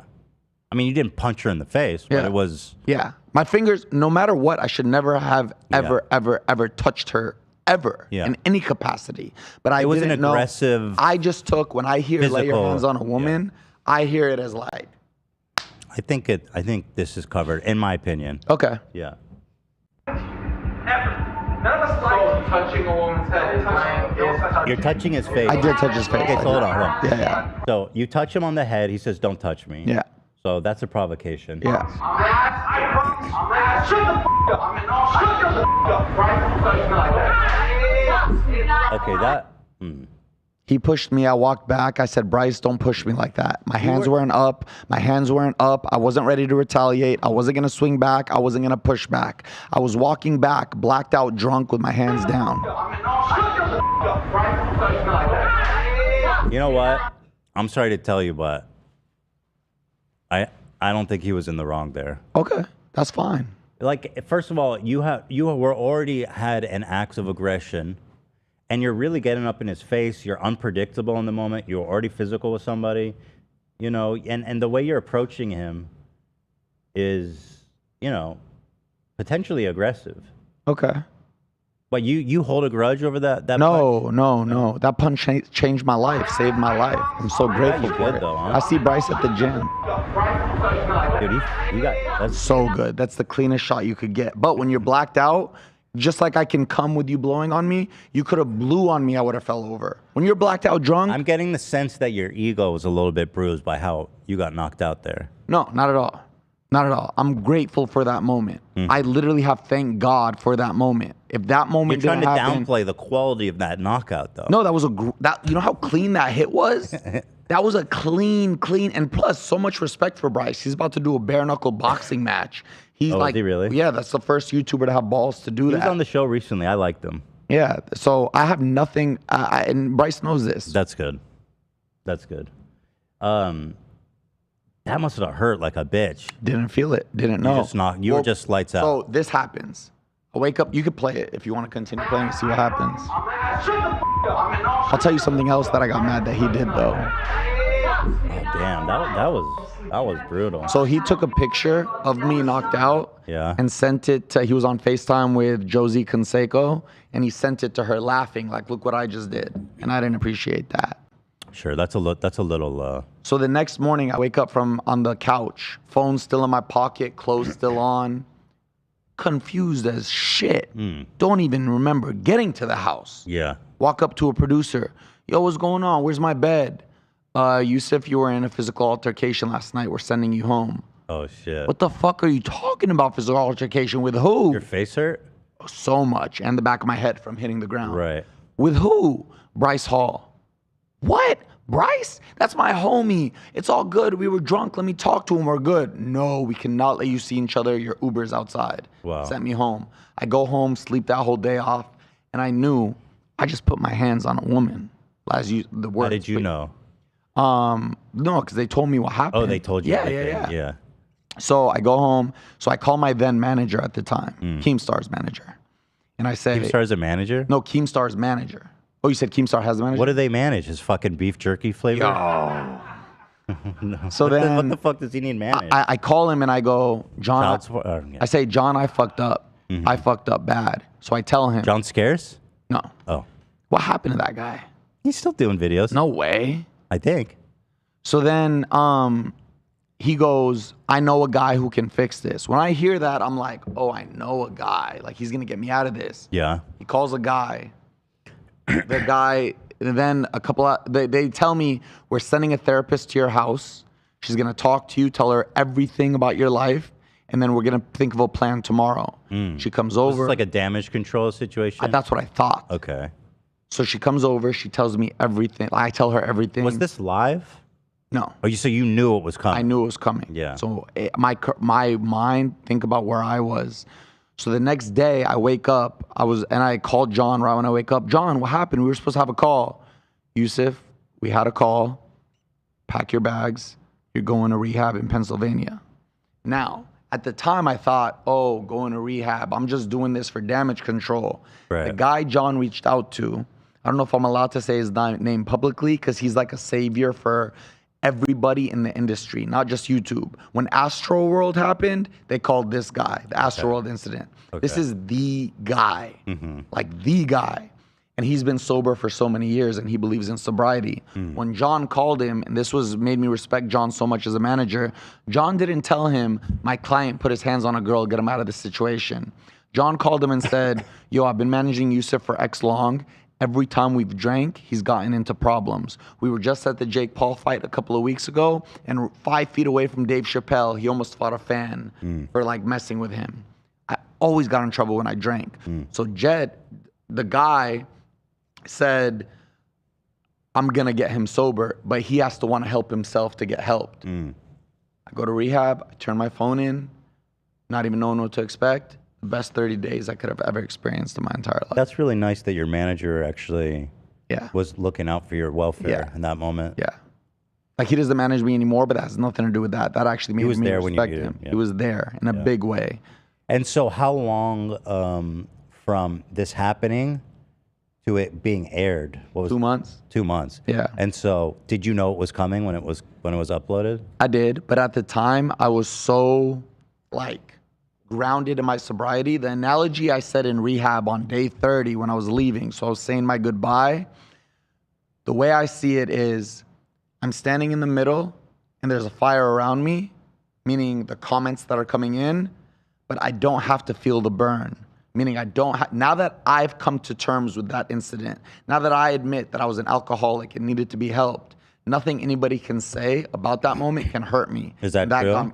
That got me through it. Because I'm sure a lot of people had a lot to say after seeing that. Yeah, and it got me through it. Because I was sober, I was going to meetings, I was working out. That's what got me on my workout grind. I was working out every day, I was bettering myself, eating healthier. I quit vaping, I quit massage parlors, I quit alcohol, I quit weed. I was finally once walking the walk and talking the talk. And did you ever make a statement or anything about it? Very brief. Posted on my Instagram story. Yeah. And I just said, guys, there's nobody who could be more remorseful from this incident than I. I'm sorry to everybody involved. I apologize. I should have never. I've taken actions that I needed to do to get better. And yeah, I moved on. That was a horrible situation to be in.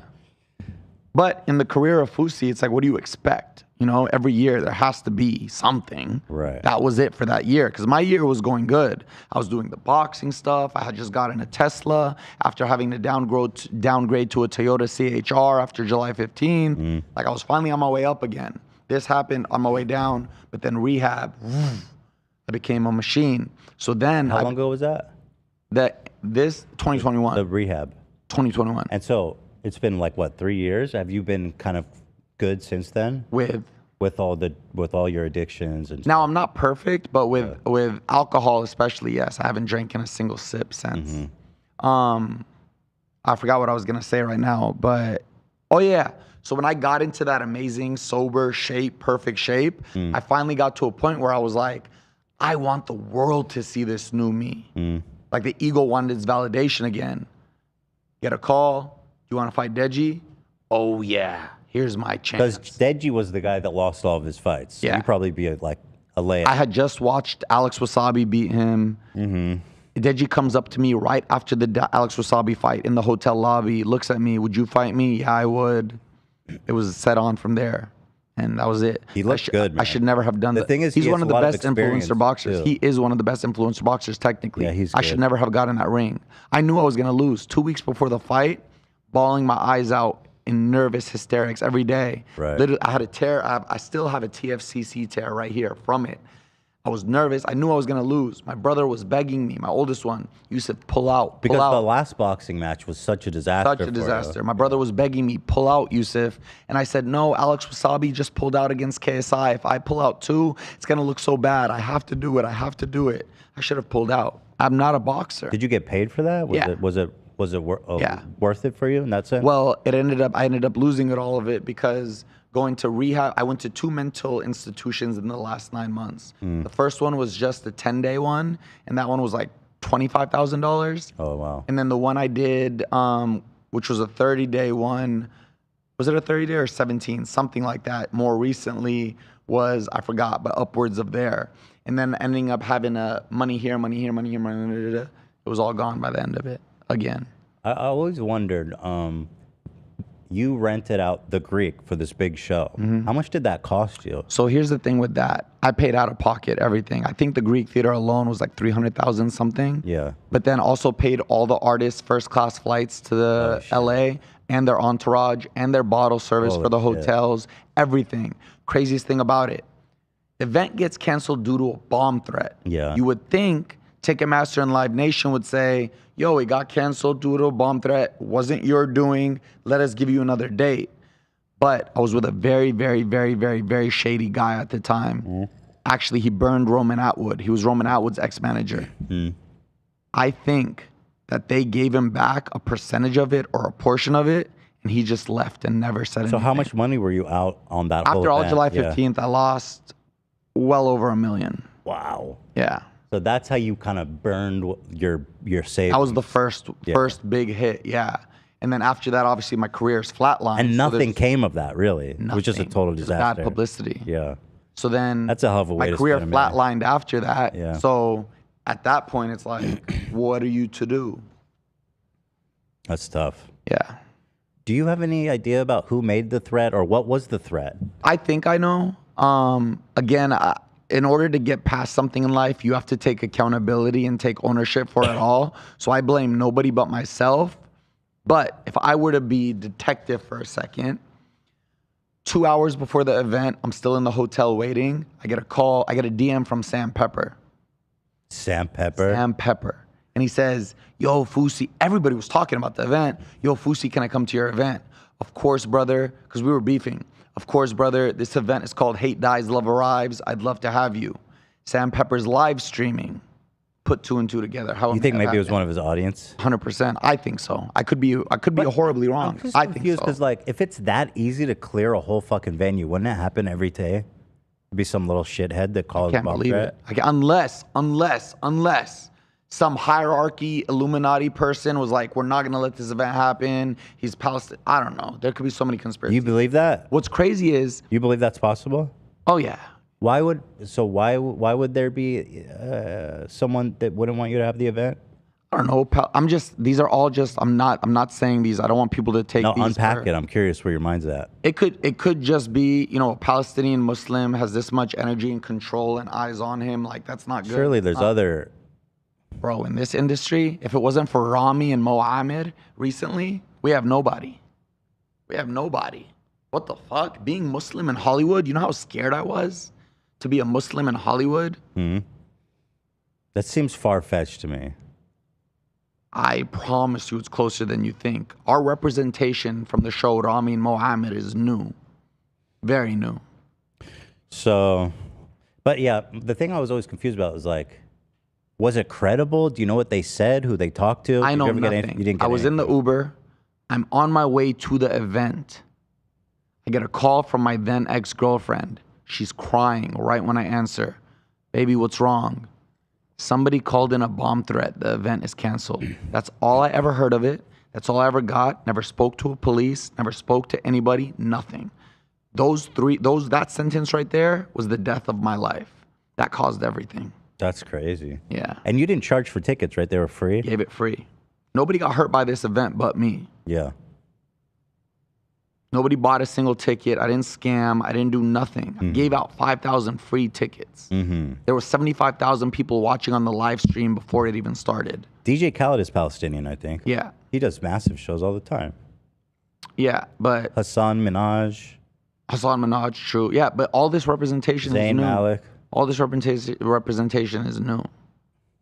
We DJ Khaled? DJ Khaled, no, but DJ Khaled, like, he lives, like, you would think he's American. He drinks, he parties, he does all this stuff. He Right, they're not like devout. I mean, they're all not these devout. guys are. They're not like out there like. But you weren't devout either. No, I wasn't. So why would someone want to bomb? I'm not. That wasn't. Yeah, yeah. I'm not. I'm just testing the theory. I am not riding by that theory. Yeah, I'm yeah, just yeah. throwing shit out. I Yeah. think it was a Sam Pepper thing. That sounds more likely. He's live streaming at the time where Ice Poseidon is getting dogged. Talk about another piece of shit. Didn't that guy didn't he like run from the authorities back to England after some massive After scam? the coin with people from FaZe. What a fucking that guy's a real piece of work, man. Oh yeah, and he was also alleged. He's an alleged R-wordist as well, I believe. Is that Really? Is I that don't right, know that. Olivia? I don't know that. That's where the pepper comes in. I don't play by that. What was it that was alleged about Sam? Oh yeah, Save the Kids coin. That was iconic. Yeah. They made Save the Kids coin and they ran away with the money. Again, bring it back to me getting canceled for fake pranks. I know. Some of these people's favorite YouTubers scam the fuck out of them with a shit coin and they're acting like it didn't happen. Logan Paul is still doing that. He literally scammed them like 2 times in the past year, and people still watch him. I think Logan is gonna make good with it, though. I truly do. I know it didn't happen on the timeline everybody wanted it to, but I think he's gonna make good with it. You're cool. By the way, I don't even know how much time has passed, but this has been such an effortless and nice conversation. I appreciate you for having me. Thank you, bro. I really appreciate you being so honest. I think it's special. It's nice to sit across from someone who's so open with everything they've been through in life. Yeah, and the pits. Armpits are geeking. Well, you're wearing a black shirt, so it doesn't really show. I wore a brand new shirt for you. I like that shirt. Thank you. So, anyway, did we finish watching this clip? Yeah. Basically, I get knocked out, and then I forgot what they. 2014, a fan uploaded a video accusing Sam of R-wording her, and a few more girls came out as well. Damn, that guy sucks. This guy stinks. He sure does, and that's putting it mildly. I feel bad. He DM'd me recently telling me to move to Kick. Dumbass. Can I talk about the subathon? Sure. 19 days ago. Yeah. I was going to the gym, going to school for personal training, contemplating Uber, contemplating working at Starbucks. I actually would have started Uber, but by chance, my license was suspended, so I didn't get access to the app for like months later. But I do signed up on my Uber driver now, like through the app. I can start driving right now if I wanted. But I do a live stream. And that night, I'm like, you know what, guys? I'm not going to cut off the cameras. I'm just going to keep the cameras running while I sleep. One day turned into 2. 2 days turned into 3. Now it's day 19. I've been live for 24 hours a day, 7 days a week, whether I'm shitting, eating, sleeping, on a date in Houston, wherever. I'm live. And I'm starting to curate the most supportive audience. I've had a lot of supportive audiences because the 2 streamings I won, that was fan voted. So my Dose of Fousey family voted for me to do that. This G7 family shits on them. Shits on them. Fuck those fans. Fuck those fans. It's all about G7, baby. You want to know what G7 means? G7. I think AB tried to explain it to me. It's like Game 7. Game 7. Listen. It's Game 7 in the NBA Finals. Yeah. There's 0.4 seconds left on the clock. Okay. The coach draws up a play and says, Ethan, the ball's coming to you. What do you do in that moment? Do you flop and fold, or do you make the shot or dunk and win for your team and have your whole city go crazy? If you make the shot, you got G7 in you. It's like G7 mentality. I see. And that's what. Is that your original? Did you coin that phrase, or did it exist before you? I coined it. G7, baby. G7. Game 7. And what's so crazy, I was recently doing an IRL. Swear to God, hands in the air. There's clips of it online. I was doing an IRL in Walmart. When I get home and I'm checking my Discord reactions for that day, They go, look what aisle you were on. Swear to God. G7, behind me, baby. G7. You know it was. Swear to God. Alhamdulillah. Alhamdulillah. G7. It's No, but they're everywhere. so supportive, and I plan to do it for the whole year. Good for you. Yeah. I think it's cool. I told my mom. People are into it. Yeah, when my mom asked me to stop, I said, Mama. Why does she want you to stop? She thinks I'm exhausting myself and it's too tiring for me. She's a mom, you know. She's probably right. I lost Does my look voice like 2 weeks ago, still hasn't come back. Yeah. I said, Mama, motion like this on Twitch does not come. This is like once in a lifetime. If I were to stop right now, I'm the dumbest idiot in the world. Right. I'm going to sacrifice right now. Success requires sacrifice. I'm going to sacrifice if it lasts a year, lasts 2 years, because I know it's going to be worth it in the end. That's good. So every weekend I'm traveling to a different city. This weekend I'm going to Nashville for Misfits 08. So I'll be the only live streamer with behind the scenes access to everything happen behind the scenes. The weekend after I think I'm going to Miami for Aiden Ross. The weekend after I'm going to... What's Aiden Ross doing in Miami? So I said on stream, Aiden reacted to a clip of mine. I reacted back and said, Aiden, I want to train you in the gym. Because he's DM'd me before and said, yo, can you get me right when I release my fitness app? I said, I got you, brother. So I responded back and said, Aiden, I want to train you. He responded yesterday and said, come to Miami. So I'm going to ask him to go to Miami next weekend. To bring you on? Yeah. I mean, he's huge, right? And then I'm going to do Toronto with a bunch of viewers. There's 4 viewers. And I know them by name. Kronos. We call him Chromosome. That's his name? Yeah. Kronos? His name is Bobby. Okay. He's Indian. That His name sounds is more, Bobby. Yeah. Adele the pilot. He's a pilot. Chromosome. Like. Yeah. Like, you're not chromosome defect, like normal, nice amount of chromosomes? No, defect. Oh, he has the chromosome defect. Yeah. Adele the pilot. More or he's less. the pilot. Amar and Jay Skittles. And they all told me they were going to Toronto. And I literally said, can I go with you guys? I don't do boys trips ever. Can I go? And they said yes. So I'm literally going with them. I like that. Yeah. Good for you. Especially if you're doing all this sober. That's awesome. Yeah. Staying on your meds. And they're all younger than me. They're like 24, 25. So Yeah. I see them as they see me as like a mentor. Yeah, I mean, I think it's great that you're keeping all your mental health in mind, staying on your meds, because I don't think anybody wants to. Nobody wants to see that. I think everybody's rooting for you. Think about me. You know what I mean? I don't want to see that. Just be careful. Just be because it cautious. happens every year doesn't mean I purposely want to do it. Like, I want to self-sabotage myself now. Yeah, yeah. Almost did going to the airport with my... You did, bro. You were close. Almost did. That was fucking... People love that stream, though. Yeah. Yeah, Aiden Ross is banned from Twitch. What is he's on Kick now? He's on Kick. Oh, you can't stream with him? No. So I think for that 7 hours... he's banned. I think for that 7 hours that I stream, yeah. I'm going to put mine on a clip channel so they can watch clips and go stream on Kick and then come back. I'm not doing it for the subscribers. I'm doing it just to collab with Aiden. The Twitch rule is that you can't stream with him on Twitch, but you can stream with him somewhere else. I'm not 100% certain, but I'm praying. Love, you know the rules, right? I'm not actually sure of that combo, but it might be trouble. It seems unlikely that Twitch is like, you cannot collab with him anywhere. I mean, that seems a little bit crazy. The pay discrepancy between Twitch and Kick is absolutely insane. Yeah, but Kick is funded by like dark money. You think so? Oh, for sure. It's literally funded by a crypto gambling casino, and I mean, it's literally just a front. But don't they have it because of stake? Say what? Like, don't they have it? Don't they have the money because of stake? Oh, they have the money. Yeah. Oh, they have unlimited money. I mean, stake or Kick as a website is literally just a front for circumventing Twitch's gambling rules. That's literally the only reason it exists. I see that. I definitely see that. The one reason, like if I were to ever get a Kick deal and they ever said you need to promote gambling, I'd have to turn it down because religiously I can't promote gambling. Yeah. I wouldn't say no, you know, get paid, but I know, dude, those guys are scum. We'll see if a deal comes in. Are you in talks? I DM'd Aiden. He said, let me look into this for you. Okay. Yeah. Nice. 70-30 split.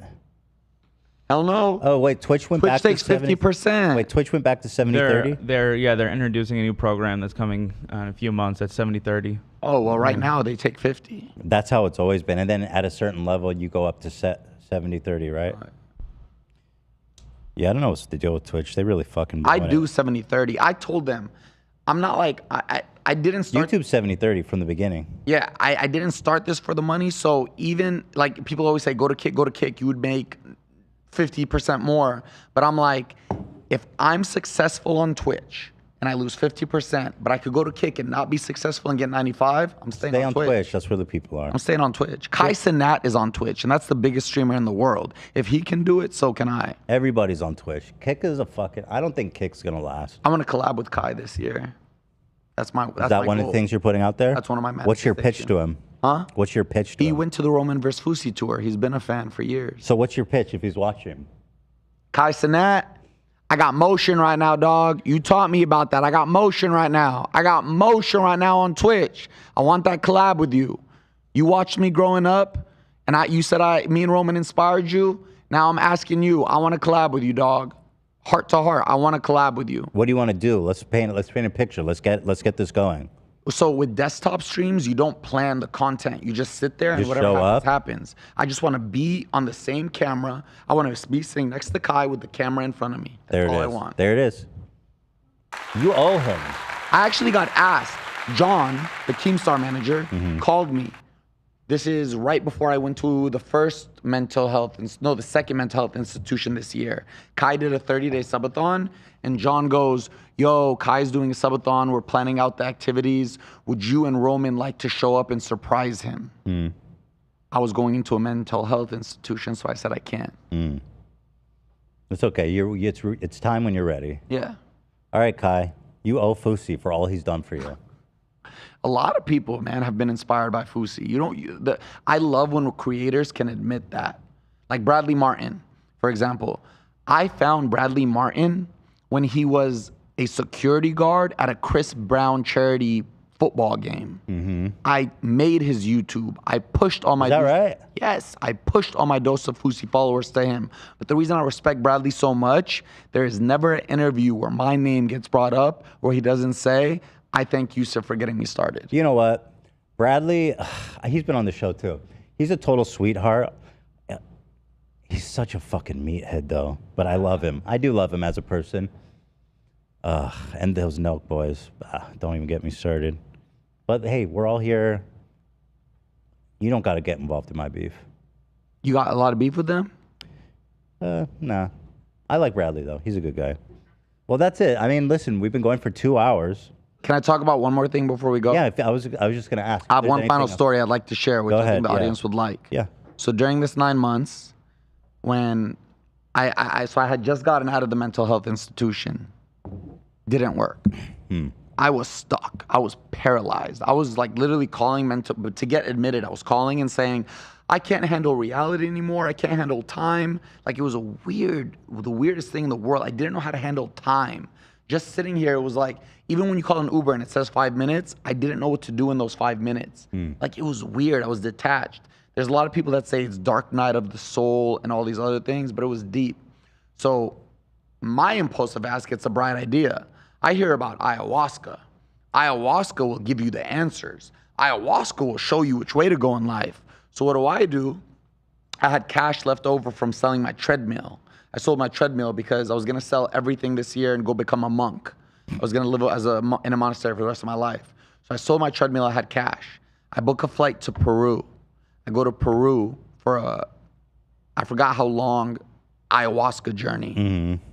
I end up in the middle of the jungle, no Wi-Fi, mosquitoes and bugs and spiders everywhere. Like just middle of the jungle by myself. I'm not on my sleeping pills, so I went 9 days there without sleeping. Holy fuck, dude. So you cannot sleep without the pill? I cannot sleep. 9 days. Imagine sitting in the jungle, listening to the jungle sounds from midnight until 9 a.m. when it's time to wake up, but you're conscious the entire time. Not only make you go crazy, now imagine doing ayahuasca every other day.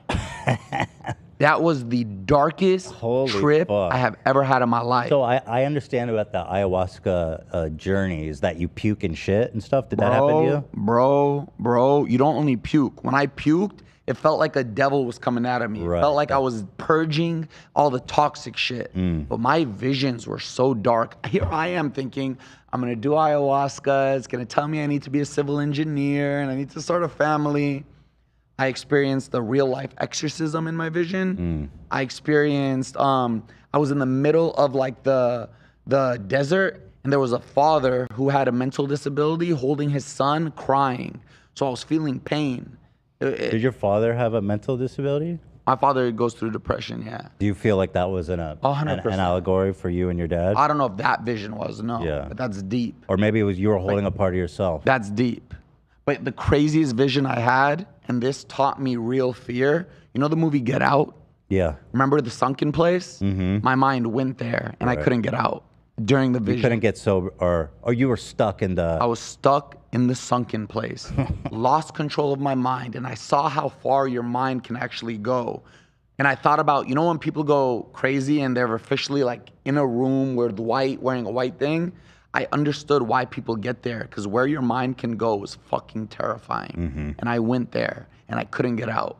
And it was single-handedly the scariest experience of my life. I was supposed to do 8 ayahuasca sessions. I did 4.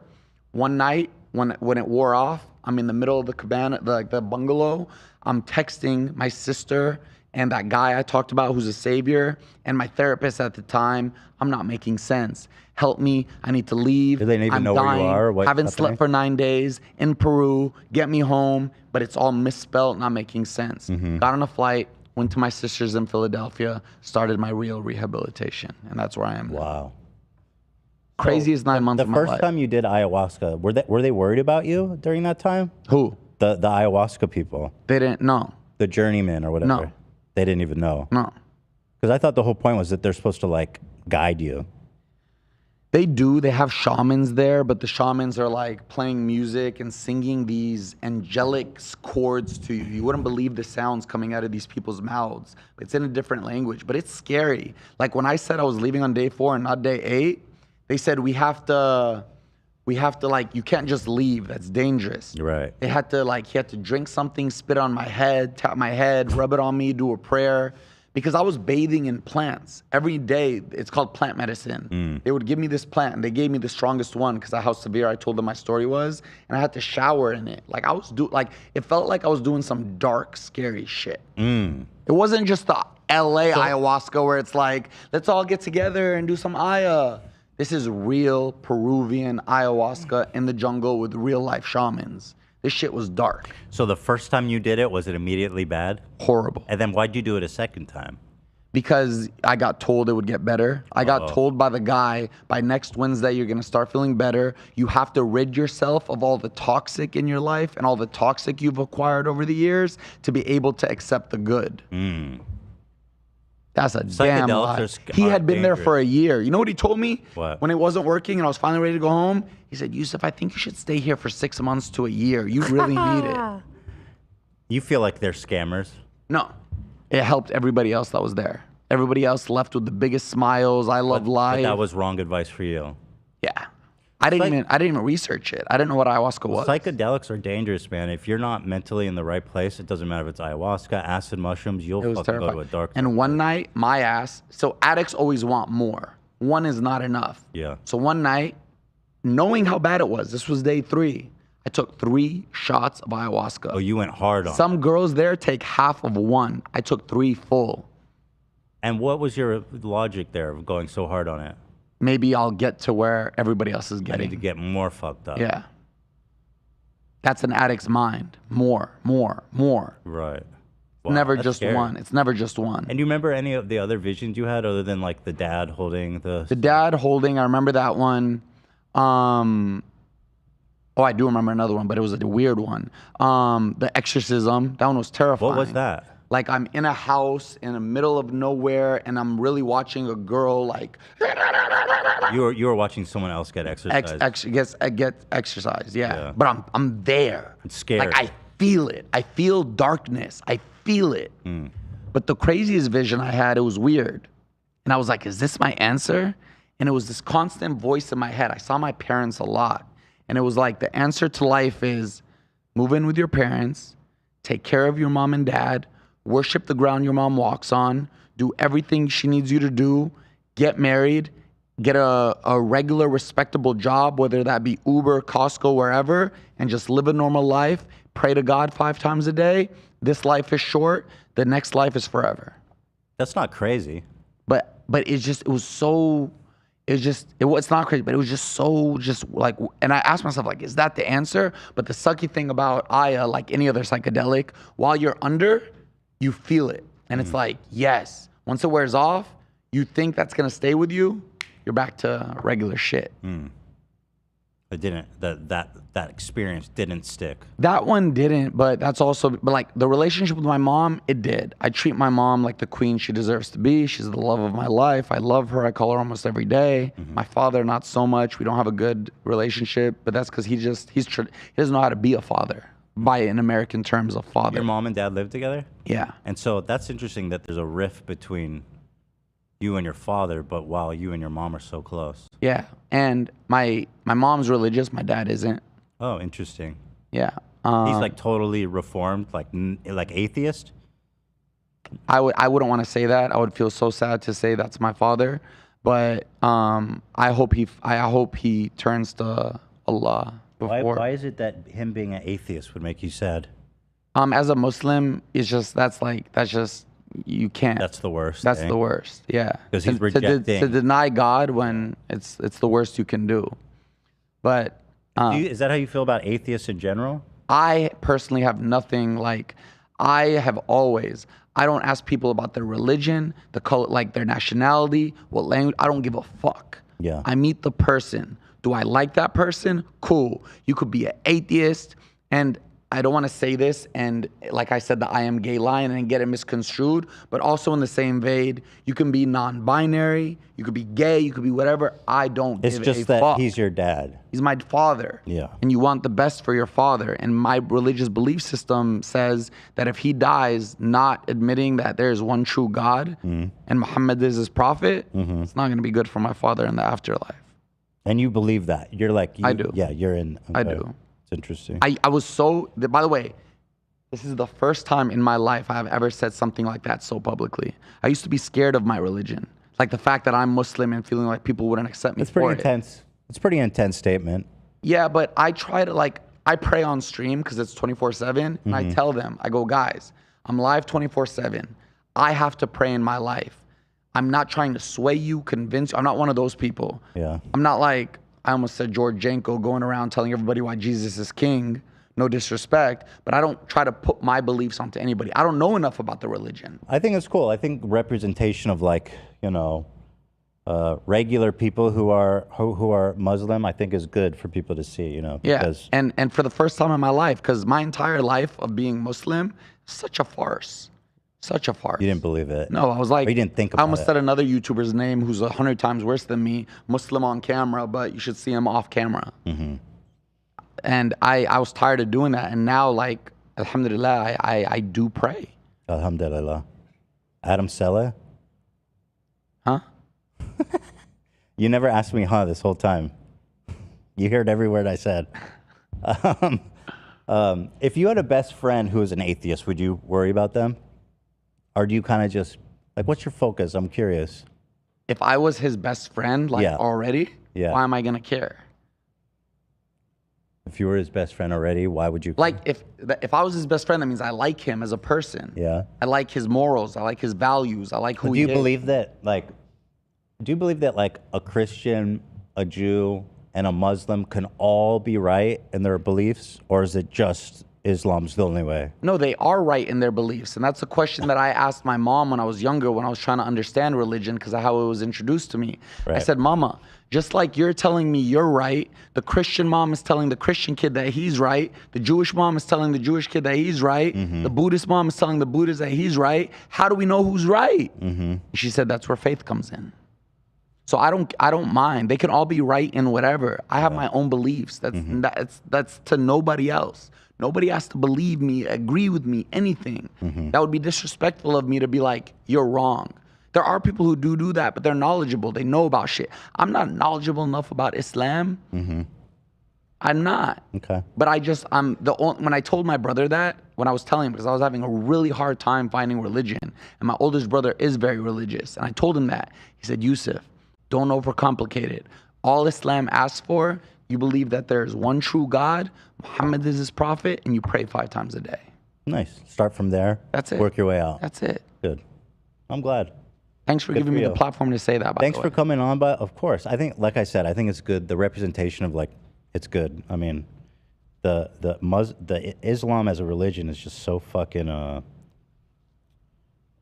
mean, it's since 9/11, it's just been so ruthless for. It is, but I also think it's been so misunderstood since 9/11. Oh, totally, 100%. I think that's what I was getting at. Just totally misunderstood. There's so many normal, great. I mean, they're all normal, great people. That's the thing. Yeah. You know, and there's just like us. And also, to be fair, there's extremists in every religion. Oh, for sure. I mean, I always say, look at the settlers in Israel. They're psychotic, fucking genocidal freaks. You know, I'm not really Jewish religiously. It's more of a close. I'm not religious. I'm more atheist, agnostic than anything. But yeah. I still love you. I still respect you. See, that does, like, you telling me that right now, if you're wondering, does it change anything within me? Not at all. Nice. Not at all. Oh, wait, Keemstar reacted to the live already? Fuck me. Oh, here it is. Oh, he's pissed. That's not him. That's old. I think that's him live reacting. He's pissed that you're here, dude. Wow. Wow. He's sorry, angry. Keem. I'm sorry, Keem. He's super angry. I'm sorry, Keem. Get it out, Keem. I'm sorry, Keem. Get it out, brother. I'll get you beef jerky and maple syrup. I'll make up for it. Am I allowed to shamelessly plug before I leave? Please do plug. Twitch.tv/Fousey is live 24/7. No matter what time you go on it, I will be live.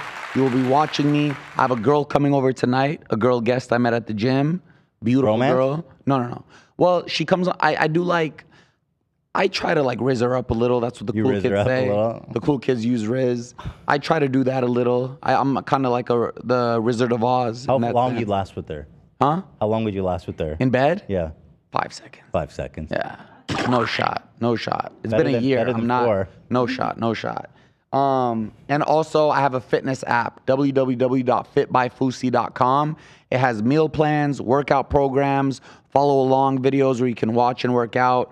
Like I said, I wouldn't have got out of depression if it wasn't for the gym. And a lot of people don't understand the gym. So if you need a little help, fitbyfousey.com, and you can get literally into the best shape of your life. There are proven testimonials right now of people who have done it. Good. I've seen you. You definitely have gotten insanely. And thank you so much for letting me plug that. Thank you. Of course.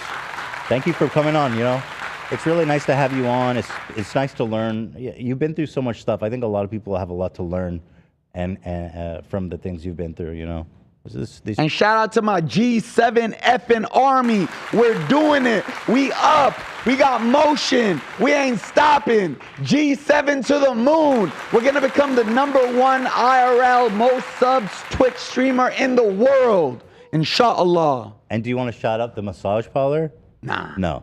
If you want to know, I could like send you the Yelp page. No, I don't want to go there. I'll send you. Actually, do they have Google reviews? Like Hila, I'm sorry. I'm joking. No, don't worry. Do they have like Google reviews? Like, do they have a rating? They're horrible. They're horrible. Oh, they're horrible. But they're horrible. But here's why. So it'll have like 2 stars. But if you read the reviews, it'll be like a girl writing saying, "This was the weirdest, worst massage ever. She was giving me the shittiest massage ever. She demanded a tip afterwards." Because if you go in and you're not getting a happy ending, they hate your stuff. If you're just there for a normal massage. They're so mad. So mad. They say like I got my dick slapped, not knowing why. Slapped your cock, bro. Yeah. This woman sexually assaulted me, slapped my dick around. Love that. And I went back for more every single week. Thank you for coming on and being so honest. It's been great. No, truly. Chat loves you, by the way. Truly, I haven't looked at chat and I was terrified too, but truly. No, it's good. Truly, Ethan. It's nice to hear from you. I know this sounds like a lot of glazing, but truly, Ethan, where I was this last 9 months, the fact that I'm sitting on your podcast right now and I got to tell my story, like, I know I say it a lot, but it's the same way I thank them every single day for their support on Twitch, because for the first time in my life, I'm actually grateful. I have gratitude. The first time I had success, I wasn't grateful. I actually tweeted out when I was successful back then on YouTube, and I said, why the fuck am I making $300,000 a year? Doctors and school teachers should be paid more than me. So I was telling God in the universe, I don't want this money because I could have done good with that money. I could have retired so many people in my family. I could have helped the needy for days. I wasn't grateful. This time, I thank them every single day, like 8 times a day. I go on full-blown rants thanking them for how much they changed my life. So in that same vein, thank you for putting me on here. And literally, this is probably the biggest thing that's going to happen to me all year. Do you have methods of keeping yourself grounded through all this, you know? Gym. The gym? And prayer, yeah. Prayer? Because that's going to be important, I think, for it. Well, so the one big shift we're doing, I've been streaming till like 8 a.m. We play Fortnite at night. So I stream till 8 a.m. and then wake up at like 2, 4. Last night we slept at 6 p.m., woke up at 4 a.m., went to the gym by 6 a.m., went home, showered, took my dog out, and now I'm here. So we made a rule. We're going to start sleeping early and waking up early. There you go. Yeah. They're helping me. They help me like steer the shit. There's one other question I wanted to ask. It's all coming to me. How much money would you say you made over your career up until like you lost it all at the Greek? I don't know the exact number, but I'd say like over the years, like with all the spending, because I was spending so much. Like my monthly charges on my Amex were like 30, 40,000 a month on a low day, on a low month. Well over 7 million, I think. So you made over 7 million, and what were you spending it all on? Massage parlors, but that wasn't the big crux of it. I bought 2 Ferraris. I bought a Range Rover SVR. I bought Rolexes. Cars, my teeth cost $100,000 now. Wow. Grills, designer. Like I would go to Louis, Gucci, everything, thinking that material shit meant to shit. This is fake as shit. So if you guys are thinking this, saying he's talking about humility and he's wearing a chain, I was just in Houston, live on stream, went to a diamond checker, and he said it's fake as shit. This and this, they're not real. Did you buy them thinking they were real? No. I know they're fake now, but now material shit doesn't mean jack shit to me. I understand like how fucking minuscule they are. Just cars and material things. Stupid. Yeah. So stupid. I was trying to fill a void, thinking that buying more, again, an addict, more, was going to fill the hole more. No, it's not. Never going to do that. There it is, guys. Fouseytube. He's on Twitch. I'll even go this far. If you guys watch this show and you don't use Twitch much, you can sub to Fousey for free if you have Amazon Prime. Thank you so much. You know what I mean? It's easy. We got 20,000 subscribers in 19 days. To the point, you got people like Ethan at first saying it's fake. People tweet me every day. There's no way a person who averages 2,000 to 4,000 viewers has 19,000 subscribers when your Rage and Phantom and Agent have 24,000 viewers, but you have more than them. But they ain't G7. I'm just kidding. I love you, Agent. I love you, Phantom. I love you, your Rage. But the one thing, so you can go to a website and see how much are gifted. Like something like 90% are gifted. Of mine are gifted. Yeah, that's why I'm so scared. Does that make you nervous? Very. Because like after a month, maybe they all go away. Very. But even, I mean, what's 90% of 20,000? It's still a decent chunk. Regardless, or 10,000. Regardless, 10%. Still 3,000. So what I'm doing, I'm preparing myself for that already. I'm not setting expectations that this is forever. I will still be so grateful for what they did get me to. And I'm sure, like, regardless, if I had 3,000 subscribers a month, all I want, people ask me like, do you want money again? Do you want this? I don't want supercars. I don't want jewelry. I don't want clothes. But I want enough money to be able to go, because in my culture, you have to speak to the girl's father. I want enough money to be able to go up to a girl's father and say, I want your daughter's hand in marriage. And when he asks me, can you financially support her? Say yes. Did Lena's dad ask you that, AB? Sort of. He's a man of few words, but we did have to talk to a sheikh and give a monetary value if we were to get divorced. Oh, dude, I had to do that too with the rabbinite in Israel, because me and Hila got married. And I thought that was so weird. We had a marriage contract, and there was like, if you guys get married or divorced, you have to pay her such and such amount of money. So you guys do that shit too, huh? Yeah. Yeah. All I want now is to be able to get married. And what if you're children, broke? Or I mean, what if you're just like a normal dude who works at a restaurant? I was broke as fuck. I had like $50 in the bank. So I don't understand money. I'm not financially literate. So I would ask my brother and sister when I was about to work at Starbucks, how is working at Starbucks going to fund my lifestyle? It's impossible. Obviously, you have to change some things around. I can't be driving a Tesla. I just got a brand new Tesla. So when did you get the Tesla? 2 days ago. But now, why I got it? Yeah. I leased a Tesla Model Y 2 years ago with the intention, I'm still going to be doing good in my career. When this lease is over, I'll buy the Cybertruck. Cybertruck never came in. So I said, okay, I'll buy out this Model Y. It's perfect. Cheap payments. Everything's good. Tesla has a rule. You're not allowed to buy out the Model 3 or the Model Y. You have to turn your leases in because they're going to reuse it. They're going to make money off you. They're not letting... Because there's so high demand for it? Yeah. So because of that, I had to turn in my Tesla. Now, once you go Tesla, you are not going back. So you went from Tesla to Tesla? Yeah, I'll never go back to a gas car. There's no way. A Honda Accord would have made sense. A Prius would have made sense. I can never see myself going to a gas station and putting gas in my car again. But is this a humility issue? No. Because how much is the monthly payment on that? On my new car? Yeah. 940. Because that's pretty high. Well, my last one that I've been driving for 2 years was 870. So you see it as just a transfer. Just a transfer. Although you had and now I own the car. I bought it. You so bought this is going to be car. my forever car. Right. This is mine now. I'm not leasing. Okay. And I'm proud of it. And I know I'm going to work hard to sustain it. My dad said the same thing when I was driving here.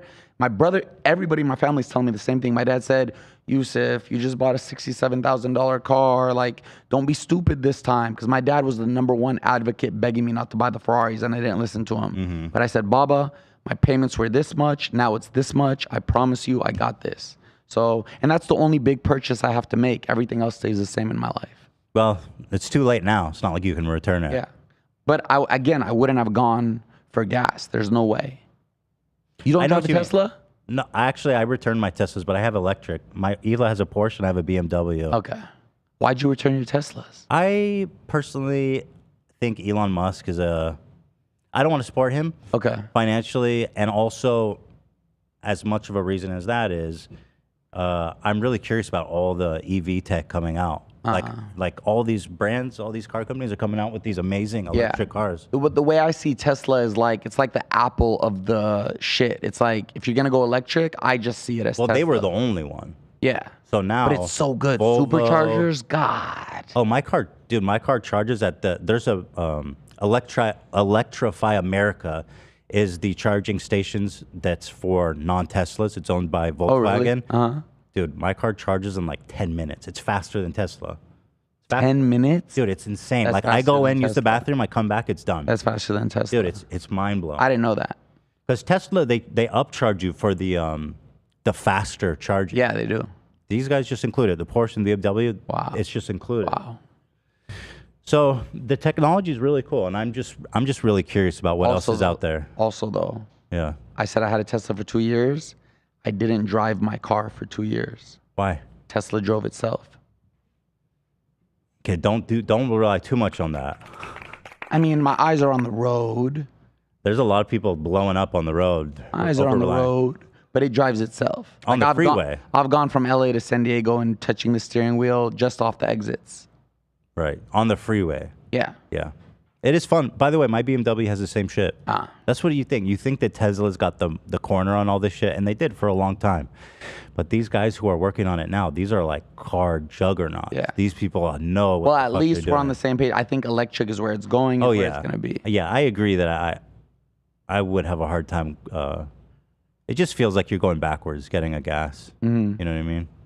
I wish they came out with the Cybertruck, though. The Halo Warthog. That looks so cool. Yeah. But that's Elon Musk for you. Yeah. Well, anyway, listen, guys.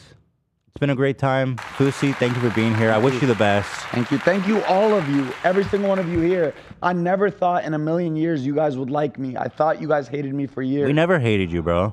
No. But, well, when you have a victim mentality, when the internet hates you, you think everybody hates you. And H3, like, We're haters. You've said some stuff before. Yeah, I mean, look, I am a notorious hater, so I don't. Yeah. I'm not surprised that you thought that. So yeah, so the fact that this love, like, I was genuinely caught off guard. But thank you guys. Your supporters have literally been the most supportive group in my chats ever. That's awesome. Like, there's a woman named Betty Davis. Mm-hmm. One night she gifted me like over 300 subs. Wow, shout out Betty. Where's my gifted subs, Betty? Yeah. With peace and love, bro. Gift them over here first. then go to Fousey. Yeah. Thank you, Betty. Just kidding, guys. Go give Fousey your primes. It's free. All right, bro. Keep it grounded. Thank you. I will. Let's go the long time this time. And don't give those hater ass fucking bitches anything to be like, see, this happened again. Yeah. You know what I mean? Yeah. I got you. Good for you, bro. Proud of you. Thank you, brother.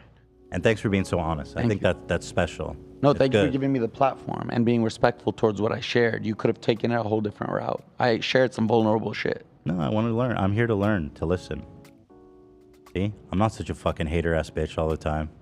Just 90% of the time. Let me see that hairline before we go. You want to feel it? Kind of. You have to. So, this is a tattoo? Yeah. Oh my God, bro. What? Shaved this morning. Feels like my ball sack. Does it? A little bit. You don't have hairs on your ball? No, I do, but the skin, it's very like... Oh, yeah. It's Yeah, very yeah. sensitive. Let me come back here. Wow. Yeah. It's so... It tastes like beef jerky. It tastes like beef jerky. Doesn't look bad. No, it looks good. A woman literally on stream came up to me, and they can vouch for me, and she said, I saw that's that a really clip. nice haircut. Thank you. So do you regret the hair tattoo? Oh, 100%. You do regret Yeah, what the fuck? I have a tattoo on my head. The fuck? You think I like being on the first date? I have to do it first date. That's my rule. I'm not going to make her... What do you say? How do you tell them? I just take off my hat, and I say, you know, this is a tattoo. I just own it. Do they get weirded out by They it? love ever? it. Oh, they love it. They love it. Not love. I think more the honesty They than like the anything. honesty. But they're not weirded out by it. So you go, just so you know, this is a tattoo, and I come in 5 seconds. Hi, I'm No, Fousey. no. I don't tell them that right away. We got to get there. All right, bro. Thanks for coming in. Thank you. Guys, I'll be straight up with you guys. I think it's 50-50 on tomorrow. Why is that? Because I'm feeling like I might need to rest. Uh-oh. Like I came in, my throat was feeling scratchy last night. I woke up feeling... I did a COVID test. I don't have COVID. I don't feel super sick, right? You could tell looking at me. You're not super sick. I'm not trying to infect anybody. But I feel something happening. I love how you say that right after you just grabbed his head. Oh, his head? Yeah. I feel this. But he didn't shake my hand when he first came in. He said I have to take a COVID test. You might want to wash your dome. I do. I shave it every day. No, I can feel that skin. Next time I come, I'm bringing Muffin, by the way. I still can't believe it. Guys, Ethan, I texted him, can I bring Muffin? She's a 5-pound teacup Maltese. He goes, I don't know how the 2 dogs would react to her. They're very feisty.